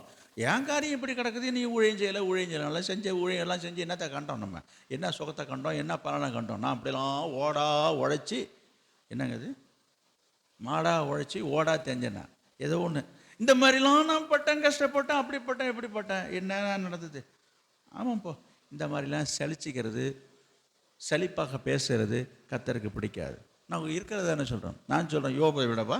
அப்போ யோபுக்கு எல்லாம் நடந்தது, என்ன செய்தான் அவன்? என்னங்க செய்தான்? சிநேகிதருக்காக ஜெபம் பண்ணுறான். ஆமாம், இவருக்கு அதே எங்கே நாரிட்டு, இவருக்கே ஒரு காரியம் ஆகலை, அப்படி தான் நீ நினைக்கிறீங்க. நம்ம வீட்டு காரியமே நடக்கிறோம், நம்ம போய் ஜெபம் பண்ணி நம்ம மட்டும் என்ன நடக்க போகுது? அப்படி சொல்லாதீங்க. நீங்கள் மற்றவனுக்காக ஜெபம் பண்ணுங்க, உன் பிரச்சனை தீர்ந்துடும். நீ எப்போ பார்த்தாலும் உன் கஷ்டத்தையே நினச்சிட்டு உட்காந்துருக்க, உன் பிரச்சனையே பேசிகிட்டு இருக்காத. எனக்கு ஒரு காரியமே நடக்கலை, என் காரியம் ஒன்றும் நடக்கலை, நான் போய் ஜெபம் பண்ணி என்ன நடந்துட போகுது? நான் திரும்பவும் கேட்குறேன், யோபுக்கு இம்மங்காரியம் நடந்தது நான் உங்கள்கிட்ட சொல்லிட்டேன். அவன் ஓட்டாண்டியாக ஓட்டை எடுத்து சுரண்டிட்டு உட்காந்துருக்கான், அவன் ஓட்டாண்டியாக ஆகிட்டான், எல்லாம் வசதியாக இருந்தவன். அங்கே என்ன போட்டிருக்குது? யோபு தன் சிநேகிதருக்காக வேண்டுதல் செய்யும் பொழுது கர்த்தர் அவன் சிறையிருப்பை மாற்றினார். அப்புறம் யோபுக்கு முன்னிருந்த எல்லாவற்றை பார்க்கிலும் இரண்டத்தனையாய் கர்த்தர் அவனுக்கு தந்தளினார். முன்னாடி என்னெல்லாம் இழந்து போனான், எல்லாம் 500 1000 சொன்ன பார்த்தீங்களா? ஆடு மாடு ஒட்டகம் கழுதை எல்லாமே 2 மடங்கு. முன்னாடி 500 இருந்துச்சு, இப்போ 1000. எல்லாத்தையும் ஆண்டவர் திரும்ப தந்தார். ஆடு மாடு ஒட்டகத்தை மட்டும் இல்லைங்க, திரும்பவும் அவனுக்கு 10 பிள்ளை பிறந்தது. படிய சீக்கிரம். அப்பொழுது அவனுடைய எல்லா சகோதரரும் சகோதரிகளும் முன் அவனுக்கு அறிமுகமான அனைவரும் அவனிடத்தில் வந்து அவன் வீட்டிலே அவனோட போஜனம் பண்ணி கர்த்தர் அவன் மேல் வரப்பண்ணின சகல தீங்கி நிமித்தம் அவனுக்காக அங்கலாய்த்து அவனுக்கு ஆறுதல் சொல்லி அவரவர் ஒவ்வொரு தங்க காசு மொய் வைக்கிறாங்க. ஒவ்வொரு பொன் ஆபரணத்தை, ஒவ்வொரு தங்க காசையும் அவரவர் ஒவ்வொரு பொன் ஆபரணையும் அவனுக்கு கொடுத்தார். 10 பைசாக்கு சிங்க டீக்கு லாய்ட் அடிச்சுட்டு உட்காந்தான் யோபு. முன்னாடியே சொன்னேன், கெஞ்சறான், ஒருத்தன் திரும்பி பார்க்க மாட்டான், யாரும் என்னங்கலை ஏதுங்கலை, எல்லாரும் என்ன பகைச்சாங்கன்னு. இப்போ ஏதாவது சொந்தம்லாம் தேடி வந்துருச்சு பார்த்தீங்களா? அவன் அக்கா தங்கச்சி அண்ணன் தம்பி எல்லாம் வந்து வீட்டில் விருந்து நடக்குது, சாப்பிட்றாங்களாம். அதோடு இல்லை, எப்படி என்னது என்ன தங்க காசு.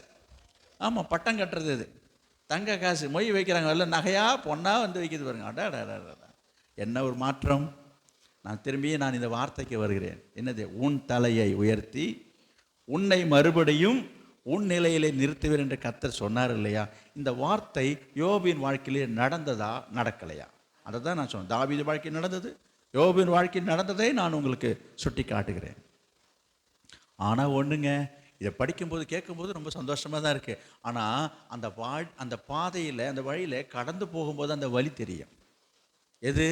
நீங்கள் வெறுமனையே உட்காந்துட்டு புலம்பிட்டு உட்காந்தா ஒன்றும் நடக்காது. நான் திரும்பியும் சொல்கிறேன், இந்த நிலைமை உங்களுக்கு இருக்கலாம், ஆனால் அந்த நிலைமையை நீங்கள் எப்படி சந்திக்கணும், அதை எப்படி சகிக்கணும், அது எப்படி கடந்து போகணுன்றதே நிறைய பேர் கோட்டை விட்டுடுறாங்க. அதுதான் ரொம்ப முக்கியம். நீ முறுமுறுத்துட்டு குறை சொல்லிட்டு ஆண்டவரை தூஷிச்சுட்டு நீ உட்கார்ந்தீங்கன்னா ஒன்றும் நடக்காது. கர்த்தருக்கு விரோதமாக நீ பேசி கொண்டிருப்பாய், ஆனால் உன் மனதில் எண்ணி கொண்டிருப்பாயா, நீ புலம்பல் பாடிக்கொண்டிருப்பாய் என்று சொன்னால், நீ ஒப்பாரை வைத்து கொண்டிருப்பாய், உன் நிலைமை அப்படியே தான் இருக்கும். என்னையா செய்யணும்? யோபு போல என்ன செய்யணும்? என் மீட்பர் உயிரோடு இருக்க, என் ஆண்டவர் உயிரோடு இருக்க, அவர் செய்வார். உன் வாயை மூடிட்டு உன் வேலையை பார்த்துட்டு போ. எனக்கு தெரியும், எங்கள் ஆண்டவர், என் குடும்பம், என் விஷயம் எனக்கு தெரியும், எப்போ எது நடக்குன்றது எனக்கு தெரியும், உன் வேலையை பாரு. அதை சொல்கிறதுக்கு இல்லை, இதை தூக்கிட்டு உடையிற வேண்டியது. இங்கேருந்து என்ன சொல்கிறாங்க அவங்க? அதை சொல்கிறாங்க. ஏன் உனக்கு இப்படி நடக்குது, ஏன் உனக்கு அப்படி இருக்குது, இந்த மாதிரி கேட்கறது தாங்க எனக்கு கஷ்டமாக. நான் சொன்னேன் கேட்கக்கூடாதுன்னு நீ சொல்ல முடியுமா? கேட்டால் இந்த காதை பொத்திட்டு போ. கேட்டாங்க, அந்த காதை பொத்திட்டு போ, இந்த கால் வாங்கி அந்த காலை விட்டுட்டு போ, உனக்கு துணிச்சல் இருந்தால் தைரியம் இருந்தால் யோபு சொன்னது மாதிரி தாவீது சொன்னது மாதிரி சொல்லு. தாவீது என்ன சொன்னான்? அட என்னப்பா என் கற்பப்பிறப்பான என் பிள்ளையே பேசிகிட்டு இருக்கிறான், இவெல்லாம் பேசுறதுல போயேன் அப்படின்ட்டு அழைச்சவன் தூக்கி போட்டு போகிறான். அதை தூக்கி மூட்டை கட்டிட்டு தலையில் சுமந்துட்டு வரீங்க. அதை சொல்கிறாங்க. எதை சொல்கிறாங்கன்னு எல்லாம் சொல்லுவாங்க தான். ஏன் இப்படி தான் நடக்குது? அதை தான் நான் திரும்பியும் சொல்கிறேன். திரும்பவும் உன் தலையை உயர்த்தி உன்னை மறுபடியும் உன்னிலை நடத்துவார். அப்போ யோபுக்கு ஏன் இதில் நடந்தது? யோபுக்கு ஏன் நடந்தது? அவன் யார்? அவன் இத்தனைக்கு எந்த ஒரு தவறும் செய்யலை, பாவம் செய்யலை. அவனை குறித்து ஆண்டவர் சாட்சி கொடுக்குறார். அவன் உத்தமனும் சன்மார்க்கனும் தேவனுக்கு பயப்படணும். அவனை போல பூமியில் அப்பேற்பட்ட ஒரு நல்ல மனுஷனுக்கே ஒரு பிரச்சனை வரும்போது நம்மளை எந்த மூலன்னு கேட்குறேன். அப்போ ஏன் நடந்தது? பிசாசு சொல்கிறான், இங்கே பாரியா, எல்லாம் அவனுக்கு நிறைய சொத்து பத்து சந்தெல்லாம் வச்சுருக்கிறதுனால தான் அவன் ஒழுங்காக இருக்கிறான், நான் போய் சோதிக்கிறேன்னு சொல்லி பிசாசு சோதிக்கும் போது தான் இந்த காரியங்கள்லாம் நடக்குது. அப்போ இந்த சோதனையை சகிக்கிற மனுஷன் பாக்கியவான். அப்போ இந்த சோதனையெல்லாவற்றையும் சகித்து பொறுத்து தாங்கி கடந்து போனதுனால கர்த்தர் பார்த்தாரு, உன் சோதனைலாம் முடிஞ்சு போச்சுன்னு சொல்லி அவனுக்கு முன்ன இருந்ததை விட 2 மடங்கு தந்து கர்த்தர் அவங்க உயர்த்துகிறார். நீ அந்த வழியாக பாதையாக நீங்கள் போயிட்டு இருக்கும்போது இதே போல் வரதான் செய்யும். அது கடினமாக தான் இருக்கும், கஷ்டமாக தான் இருக்கும், சந்தோஷமாலாம் அது கடந்து போகவே முடியாது. அதுக்கு வேண்டிய பலனை கர்த்தர்ட்ட கேட்டு பெற்றுக்கொள்ளணும், கிருபையை கர்த்தர்ட்ட கேட்கணும். அதற்காக நம்ம தாங்கி சகிச்சு போகக்கூடிய நிலைமையில் இருந்தீங்கன்னா உன் நிலைமை தலைகீழே மாறும். எந்த இடத்துல நீ தலை குனிஞ்சு இருந்தோயோ அதே இடத்துல ஆண்டவர் தலை நிமிர்ந்து நிற்க வைப்பார். செய்வாரா செய்ய மாட்டாரா? 2 காரியம் சொன்னேன், இன்னும் ஒரு காரியம் சொல்லி நான் முடிச்சிடுறேன். தானியேல் புத்தகம் 4ஆம் அதிகாரம். தானியேல்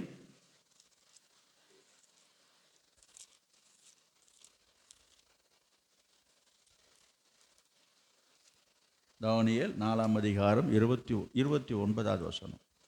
உன்னதமானவர்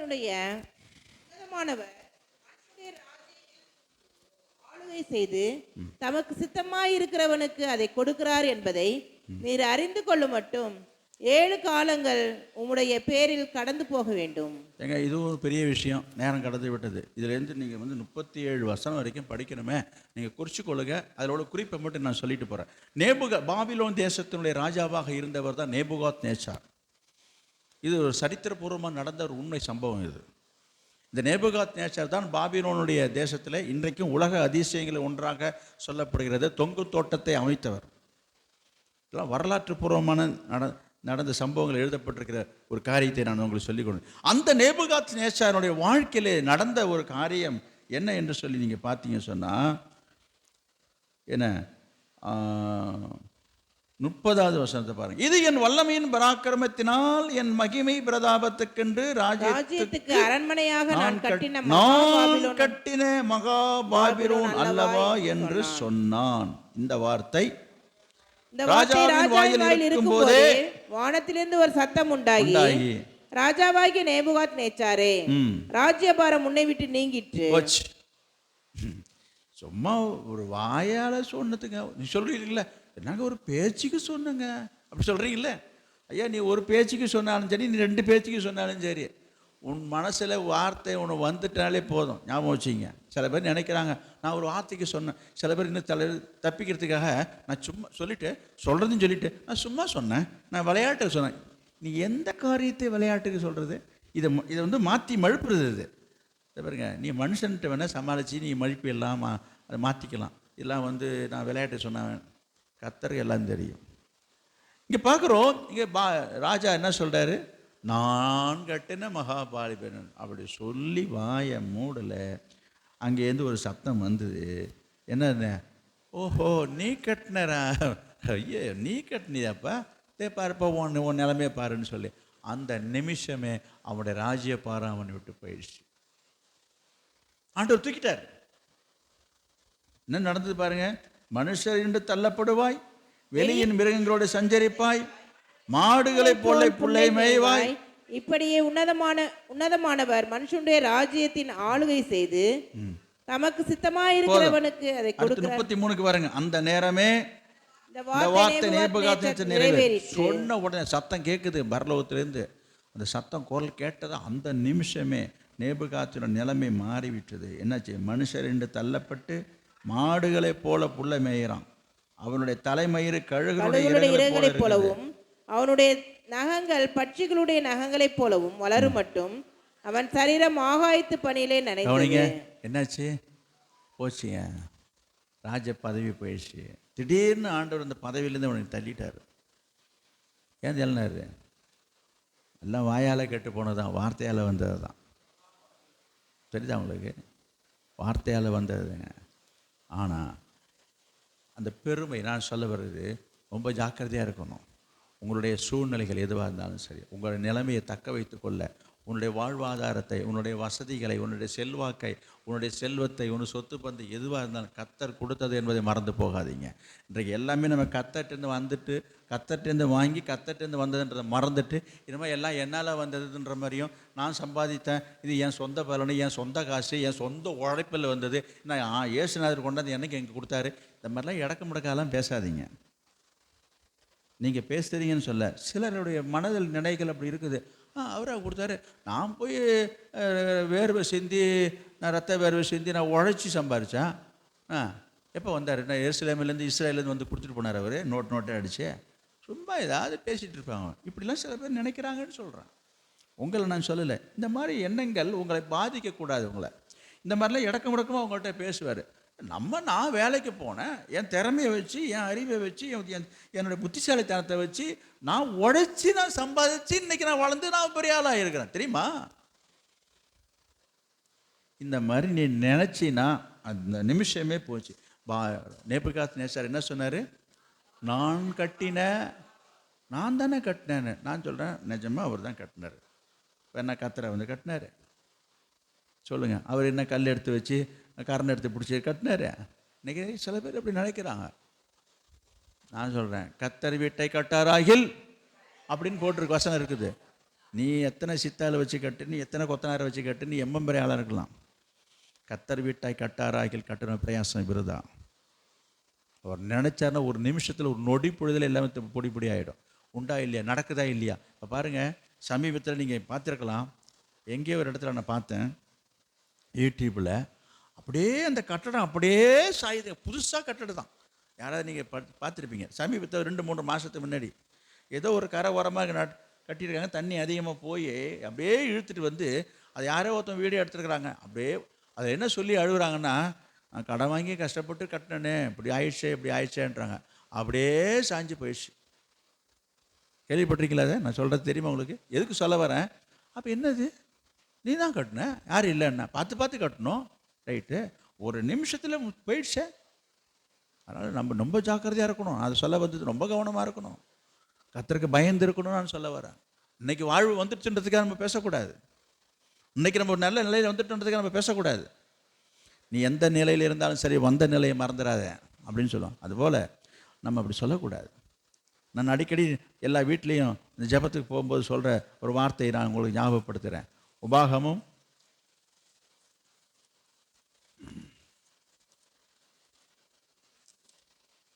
8ஆம் அதிகாரம் 12 உங்களுக்கு தெரியும். நீ புசித்து திருப்தியாக்கி நல்ல வீடுகளை கட்டி அவையில் குடியிருக்கும் பொழுது உன் ஆடு மாடுகள் திரட்சியாகி, உனக்கு எல்லாம் வசதி, காசு, பணம், பண்டம், பொருள், என்னது வெள்ளி, பொண்ணு எல்லாம் உனக்கு பெருகி நல்ல வசதியா பணக்காரனாக நீ இருக்கும் பொழுது உன் இருதயம் மேட்டிமை அடையாமலும் உன்னை அடிமைத்தன வீடாகி எகிப்திலிருந்து புறப்பட பண்ணினவர். மனசுல பெருமை வரத்துக்கு இடம் கொடுத்துறாதப்பா. உன்னுடைய பின்னாட்களில் உனக்கு அது வேண்டாம். 17க்கு வாங்க. இப்ப என் சாமர்த்தியமும் என் கைபலனும் இந்த ஐஸ்வரியத்தை எனக்கு சம்பாதித்தது என்று நீ உன் இருதயத்தில் சொல்லிக் கொள்ளாமலும் இருக்க எச்சரிக்கையாயிருந்து. நான் கஷ்டப்பட்டு உழைச்சேங்க, நான் போய் ராத்திரி பழுதெல்லாம் உட்காந்து வேலை செஞ்சேங்க, காலையிலேருந்து ராத்திரி வரைக்கும் நான் உழைச்சேன். என்ன சும்மாவா வண்டி நான் வாங்கியிருக்கிறதெல்லாம்? சும்மாவா? இன்னைக்கு 10 ஏக்கர் நிலம் இருக்கிறேன், என்னங்க சும்மாவா? நான் ஓட்டை எடுத்து நான் தண்ணி இறைச்சேங்க, ராத்திரி பகலாக போய் கண்ணு முழிச்சு போய் தண்ணி பாய்ச்சி நான் கஷ்டப்பட்டு உழைச்சி சம்பாதிச்சிருக்கிறேன். எங்கேருந்து வந்தார் ஆண்டவர்? ஏதோ நான் போய் கோயிலில் போய் வேண்டிக்கிட்டு ஏதோ 5-10 ரூபா ஏதோ உண்டியில் போட்டு வருவேன், ஏதோ ஒரு பார்த்து செய்கிறாருன்னு. எல்லாம் என்னுடையதுங்க, என்னுடையது எல்லாம் ஏன் உழைப்பதில் இருக்கு. No, never. தவறு. நிறைய பேருக்கு அந்த எண்ணங்கள் அப்பப்போ வருது, வரக்கூடாது. தொடர்ந்து படிங்க. என்று உன் இருதயத்தில் சொல்லிக்கொள்ளாமல் இருக்க எச்சரிக்கையாக இருந்து உன் உன் தேவனாகிய கர்த்தரை நினைப்பாயாக. நினைப்பாயாக. அவரே உன் பிதாக்களுக்கு ஆணையிட்டு கொடுத்த ம். தம்முடைய உடன்படிக்கையை உறுதிப்படுத்தும்படி ம். இந்நாளில் உனக்கு இந்த நாளில் உனக்கு உண்டாயிருக்கிறது போல ஐஸ்வர்யத்தை சம்பாதிக்கிறதற்கு, இந்த அளவுக்கு வசதியை, சம்பாத்தியத்தை, ஐஸ்வர்யத்தை சம்பாதிப்பதற்கான பலனை உனக்கு கொடுக்கிறவர். உனக்கு பலனை கொடுத்தது அவரியா? நீ சொல்றல என் கை கால் தான் ரைட்டு. இந்த கை கால் பலன் இருந்ததுனால தான் நீ சம்பாதிக்க முடிஞ்சு, வேலை செய்ய முடியுது. நீங்கள் எத்தனை பேரை பார்க்குறீங்க? அதெல்லாம் சொன்னாக்கா அது வந்து அவங்கள அவமதிக்கிற மாதிரி இருக்கும். நான் சொல்ல வருது புரியுதா உங்களுக்கு? புரியலையா? ஏங்க ஒரு கையும் காலும் இழுத்துட்டு எத்தனை பேர் நடத்தி இப்படி இழுத்துட்டு நடத்திட்டு போயிட்டு இருக்கிறத பார்க்குறீங்களா இல்லையா? நான் கிண்டல் பண்ணல. உனக்கு உன் கையும் காலும் நல்லா இருக்கிறதுனால தான் நீ இப்போ வேலை செய்கிற. நான் சம்பாரிச்சேன்னா ஒரு நிமிஷத்தில் அவர் அங்கேருந்து ஒரு பட்டன் தட்டு, ரிமோட் தட்டுற மாதிரி தான் தட்டிட்டு வச்சுக்க, கை இப்படி போயிடும், அப்புறம் கால் இப்படி போயிடும். அப்போ என்ன பண்ணுவான்? நீ எந்த டாக்டர்கிட்ட போனாலும், நீ அமெரிக்கா போனாலும் சரி, நீ இங்கிலாந்து போனாலும் சரி, ஒன்றும் பண்ண முடியாது. என்ன சொல்கிறான்? போக சரியாக போவோம் சொல்கிறாங்களா இல்லையா? நீ எக்ஸசைஸ் பண்ணிக்க, நீ ஃபிசியோதெரப்பி பண்ணிக்க, நீ இப்படி மடக்கி நீட்டிக்க. சொல்கிறதுக்கு நான் வேடிக்கைக்காக பேசலைங்க. போனோமா ஒரு 4 ஊசியை போட்டோமா, ஒரு 2 நாள் 10 நாள் பெட்ரில் அடிச்சுனாக்கா வந்து என்ன பண்ணோம்? வந்துடணும். அப்படி எங்கெங்கே வராங்க? எத்தனை பேரை நீங்கள் பார்த்துருக்கீங்க இந்த கை கால் இழுத்தவங்கலாம்? கொஞ்சம் கொஞ்சமாக சில பேர் ரெக்கவர் ஆகுறாங்க, சில பேருக்கு அப்படியே இருந்துடுறாங்க. நான் ஏன் இதை சொல்ல வரேன்? நான் அவங்களுக்கு சம்பவிச்சதை நான் சொல்லி காட்ட வரல. அப்போ நம்மளை நினச்சி பார்க்கணும். இன்றைக்கி நமக்கு கை கால் நல்லா இருக்குன்னா இது என்னது? அது அவர் கொடுத்த கிருபை. இது அவர் நம்மளை வாழ வச்சுருக்காருங்க. அதை விட்டுவிட்டு நான் சம்பாதிச்சேன் ஏன் தெம்பு இருக்கு? எங்கே இருக்குது? ஒரு ராத்திரி படுத்து காலையில் எழுந்துட்டு ஒரு கையும் காலையும் இழுத்துன்னு வேலை முடிஞ்சிச்சு. நீ அப்புறம் உழைக்க முடியுமா? வேலைக்கு போக முடியுமா? என்னங்க இந்த மாதிரிலாம் இந்த கால நேரத்தில் அதே இதெல்லாம் சொல்லி பயமுறுத்திட்டு, நான் உங்களை பயமுறுத்தலையா? வசனத்தை சொல்லிட்டு வரேன். நான் என்ன சொல்ல வரேன்? நேபுகாத்நேசருக்கு நடந்ததை சொல்லி உங்களுக்கு வராதபடிக்கு எச்சரிக்கை விட்டுறேன். அப்போ அவன் என்ன செய்தான்? நான் கட்டின மகாபாரதம் சொன்ன உடனே ஆண்டு தள்ளிட்டார். உனக்கு அம்மா பெருமை இருக்குதா? நீனு போ அங்கே. அப்புறம் சீக்கிரம் வாங்க, நான் முடிச்சிடுறேன். 4ஆம் அதிகாரத்தில் அந்த நாட்கள் சென்ற 34 அந்த நாட்கள் சென்ற பின்பு நேபுகாத்நேச்சாராகிய நான் என் கண்களை வானத்துக்கு ஏறெடுத்தேன். என் புத்தி எனக்கு திரும்பி வந்தது. என் புத்தி, அங்க கவனிங்க, என் புத்தி எனக்கு திரும்பி வந்து. இப்போதாங்க புத்தி வருது. ஆமா, சில பேருக்கு பட்டாதான் புத்தி வருது, சில பேருக்கு அப்படிதான் இருக்கு. இவருக்கு இப்பதான் புத்தி வருது. எப்போ வந்தது புத்தி? மாடு மேரி போய் புல்ல மேஞ்சிட்டு கிடந்த இருக்குங்க, நிஜமா நடந்ததுங்க அது. அப்பதான் வந்து ஐயோ நம்ம இப்படி சொல்லியிருக்க கூடாதுன்னு என்னது, நான் என் கண்களை வானத்துக்கு ஏறெடுத்தேன், என் புத்தி எனக்கு திரும்பி வந்தது. அப்பொழுது நான் உன்னதமானவரை ஸ்தோத்தரித்து என்றென்றைக்கும் ஜீவித்திருக்கிறவரை புகழ்ந்து மகிமைப்படுத்தினேன். அவருடைய கர்த்தத்துவமே நித்திய கர்த்தத்துவம், அவருடைய ராஜ்யமே தலைமுறையா நிற்கும். பூமியின் குடிகள் எல்லாம் ஒன்றுமில்லை என்று எண்ணப்படுகிறார்கள். அவர் தமது சித்தத்தின்படியே வானத்தின் சேனையையும் பூமியின் குடிகளையும் நடத்துகிறார். அவர் தான் எல்லாவற்றையும் ஆளுகிறவர், நடத்துகிறார். அவருடைய கையை தடுத்து அவரை நோக்கி என்ன செய்யறது என்று சொல்லத்தக்கவன் ஒருவன். அவரை பார்த்து கேள்வி கேட்கறதுக்கு யாருக்குமே தகுதி கிடையாதுங்க. என்ன செய்யறீங்க, என்ன பண்றீங்கன்னு அவரை போய் கேட்பீங்களா? அவருக்கு செய்கிற அவர் கரத்தை போய் உங்களால் தடுக்க முடியுமா? செய்யாதன்னு ஒன்றும் பண்ண முடியாது. ஞாபகம், அவ்வேளையில் என் புத்தி எனக்கு திரும்பி வந்தது. அந்த வார்த்தையை பாருங்க, இப்பதான் புத்தி வருது. புல்ல தினதுக்கு அப்புறமா, வைக்கோல தினதுக்கு அப்புறம், என் ராஜ்ய பாரத்தின் மேன்மைக்காக என் மகிமையும் என் முகக்கலையும் எனக்கு திரும்பி வந்தது. என் மந்திரிமாரும் என் பிரபுக்களும் என்னை தேடி வந்தார்கள். என் ராஜ்யத்திலே நான் ஸ்திரப்படுத்தப்பட்டேன், அதிக மகத்துவம் எனக்கு கிடைத்தது. ஆகையால் நேபுகாத்நேச்சராகிய நான் பரலோகத்தின் ராஜாவை புகழ்ந்து உயர்த்தி மகிமைப்படுத்துகிறேன். அவருடைய கிரியைகள் எல்லாம் சத்தியம். யாருமே பைபிள் எடுத்து படிக்கிற மாதிரி தெரியலையா? நான் படிக்கிறத காதால கேட்டுக்கோங்க. படித்தவங்கள அந்த வசனத்தை எடுத்து பார்த்தா தாங்க உள்ளே போவோம். மனப்படமாக தெரியும் போல் இருக்கு. அடப்பாவே, ஏதோ படிக்கிறாங்க, ஏதோ கேட்குறோம். படிக்கட்டுங்க, நம்ம அதை எடுத்து கண்ணால் பார்த்தா தானே அங்கே உள்ளே போவோம். வசனத்தை புரட்டுறது கிடையாது, பார்க்கறது கிடையாது. இது என்னது கதை கேட்டுட்டு போயிட்டு இருந்தா? நிறைய பேர் தானியேல் புத்தகத்தை படிச்சே இருக்க மாட்டீங்க, எங்கன்னு தேடிட்டு உட்காந்துருப்பீங்க. இந்த மாதிரி சந்தர்ப்பத்தில் எடுத்து அந்த வசனத்தை கண்ணால் பார்த்தா தானே ஓ பைபிள் இதெல்லாம் சம்பவம் இருக்குன்றது ஓரளவுக்கு தெரியும். இப்போவும் நீங்கள் இதை பார்க்கலனாக்கா நீ என்னைக்கு பார்க்க போகிறீங்க? என்ன செய்யணும்? ராஜாவை புகழ்ந்து உயர்த்தி மகிமைப்படுத்துகிறேன், அவருடைய கிரியைகள் எல்லாம் சத்தியமும் அவருடைய வழிகள் நியாயமானவைகள். சரி, அகந்தையாய் நடக்கிறவர்களை ரொம்ப முக்கியம் யாரை தாழ்த்துறாரு? அகந்தையாய் நடக்கிறவர்களை போதும் அவராலே ஆகும். நல்ல கவனிங்க. அதனால் மனமேட்டிமை இருக்கக்கூடாது, பெருமைக்கு இடம் தராதிங்க. மனசால வாயால் வார்த்தையால் கூட நீங்கள் சொல்லவும் கூடாது, நினைக்கவும் கூடாது. தேவன் அதுக்கு எதிராக இருக்கிறார். இப்போ அவன் விழுந்து போனதுக்கு காரணம் என்ன? நான் உங்களுக்கு சொல்கிறேன். ஒரு வேளை இது போன்ற ஒரு சிந்தைகள் எண்ணங்கள் மூலமாக உன்னுடைய வாழ்க்கையினுடைய குடும்பத்தினுடைய நிலைமைகளில் நீ புறக்கணிக்கப்பட்டு தள்ளப்பட்டு வீழ்த்தப்பட்டு ஒரு வீழ்ச்சியடைந்த நிலையிலே நீ இருக்கிறாயோ, நீ நேபுகாத்நேச்சாரை போல உங்களுடைய புத்தி உனக்கு திரும்ப வரட்டும். புரியுதா? நீங்கள் உங்களை அனலைஸ் பண்ணி பாருங்கள். உங்கள் தேவ சமூகத்தில் உங்களை தாழ்த்துங்க, கர்த்தரை உயர்த்துங்க. கர்த்தரை உயர்த்தி அவன் வாயால் ஆண்டவரை துதித்து புகழ்ந்து சொன்னதுக்கு அப்புறமாக தான் அவனுக்கு திரும்ப இந்த ராஜ்யபாரம் வந்ததாக எழுதியிருக்கிறதுயா. திரும்பவும் கர்த்தர் என்ன செய்கிறார்? உன் தலையை உயர்த்தி உன்னை மறுபடியும் உன் நிலையிலே நிறுத்துவார். திரும்பவும் நேபுகாத்நேச்சாரை ராஜாவை கொண்டு வந்து நிறுத்தினார். ஒரு சூழ்நிலை ஏற்பட்டது, ஒரு குழப்பம் ஏற்பட்டது. அது அவன் என்ன செய்துட்டான்? சரி பண்ணிட்டான். நான் உங்களுக்கு சொல்லி நான் முடிக்கிறேன். அப்போ உன் வாழ்க்கையின் நிலைமையில் குடும்பத்தின் சூழ்நிலைகள் எப்படி போய்கொண்டிருக்கிறது? வெளிப்படுத்தின விசேஷம் 2ஆம் அதிகாரத்தை சொல்லி நான் ஜெபிக்க போகிறேன்.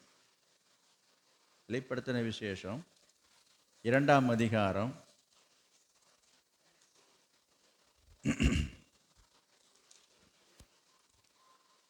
என்னப்பா பண்ணுறேன்? ஸ்பீக்கர் கேட்கலையா? கவனிங்க. 2ஆம் அதிகாரம் 5வது வசனம். ஆகையால் நீ இன்ன நிலைமையிலிருந்து விழுந்தாய் என்பதை நினைத்து, இன்ன நிலைமையில் இருந்து விழுந்தாய் என்பதை நினைத்து மனம் திரும்பி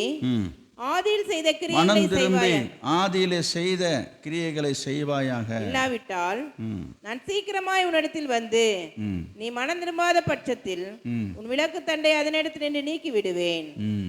அதனால நான் இப்ப ரிவர்ஸ்ல படிக்கிறேன். நீ ஆதியில் கொண்டிருந்த அன்பை விட்டாய் என்று உன் பேரில் எனக்கு குறை உண்டுன்றார். அப்ப ஆதியில ஆண்டவர் மேல வைத்திருந்த விசுவாசம் இருக்குதா? ஜெப வாழ்க்கை இருக்குதா? வாஞ்சை இருக்குதா? வைராக்கியம் இருக்குதா? கொஞ்சம் கொஞ்சமாக சில பேருக்கு குறைஞ்சி போயிடுச்சு. கர்த்தர் இந்த காலை வேலையிலே சொல்கிறாரு, நீ எந்த நிலையிலேருந்து விழுந்தேன்னு தெரியாதுப்பா. எதுவாக இருந்தாலும் சரி, ஆதியில் செய்த கிரியைகளை நீ செய், அவருடைய ஊழியத்தை செய். ஜெப வாழ்க்கைக்குள்ளே வா. ஊழியத்துலேயும் சரி, ஜெபத்துலேயும் சரி, உபவாச ஜெபமாக, வாக்குத்தத்த ஜெபமாக, ஆராதனையாக, எல்லாவற்றுக்கும் முதலிடம் கொடுத்து முக்கியத்துவம் கொடுத்து கர்த்தரை நீ தேடி வருவாய் என்று சொன்னால் கர்த்தர் என்ன செய்வார்? கர்த்தர் உன் தலையை உயர்த்தி உன்னை மறுபடியும் உன் நிலையில் நிறுத்துவார். நீ ஏற்கனவே செய்ததெல்லாம் இப்போ விட்டுட்டதானே? நீ ஏற்கனவே செய்ததெல்லாம் நீ திரும்ப செய்தினா ஆண்டவர் உன்னை திரும்பவும் கொண்டு வந்து நிறுத்துவார். போதுமா? உங்களுக்கு புரியுது? சொல்கிறது புரியுதா? அப்போ திரும்பவும் உன் நிலைமை உயர்த்தப்பட வேண்டும் என்று சொன்னால், நீ மேன்மை அடைய வேண்டும் என்று சொன்னால், நீ ஆரம்பத்தில் செய்து கொண்டிருந்த காரியங்களை விட்டுட்டியே, அதை திரும்ப நீ செய்யின்னு கர்த்தர் சொல்கிறார். இதை செய்தீங்கன்னா கர்த்தர் இந்த வாக்கு தத்தங்கள் உங்கள் வாழ்க்கையிலே நிறைவேறும் வண்ணமாக உங்களை நடத்துவார். கர்த்தர் உங்களை தலையை உயர்த்துவார், உங்களை மீண்டுமாக கொண்டு வந்து அந்த ஸ்தானத்தை நிறுத்துவார். நாம் ஜெபிப்போம்.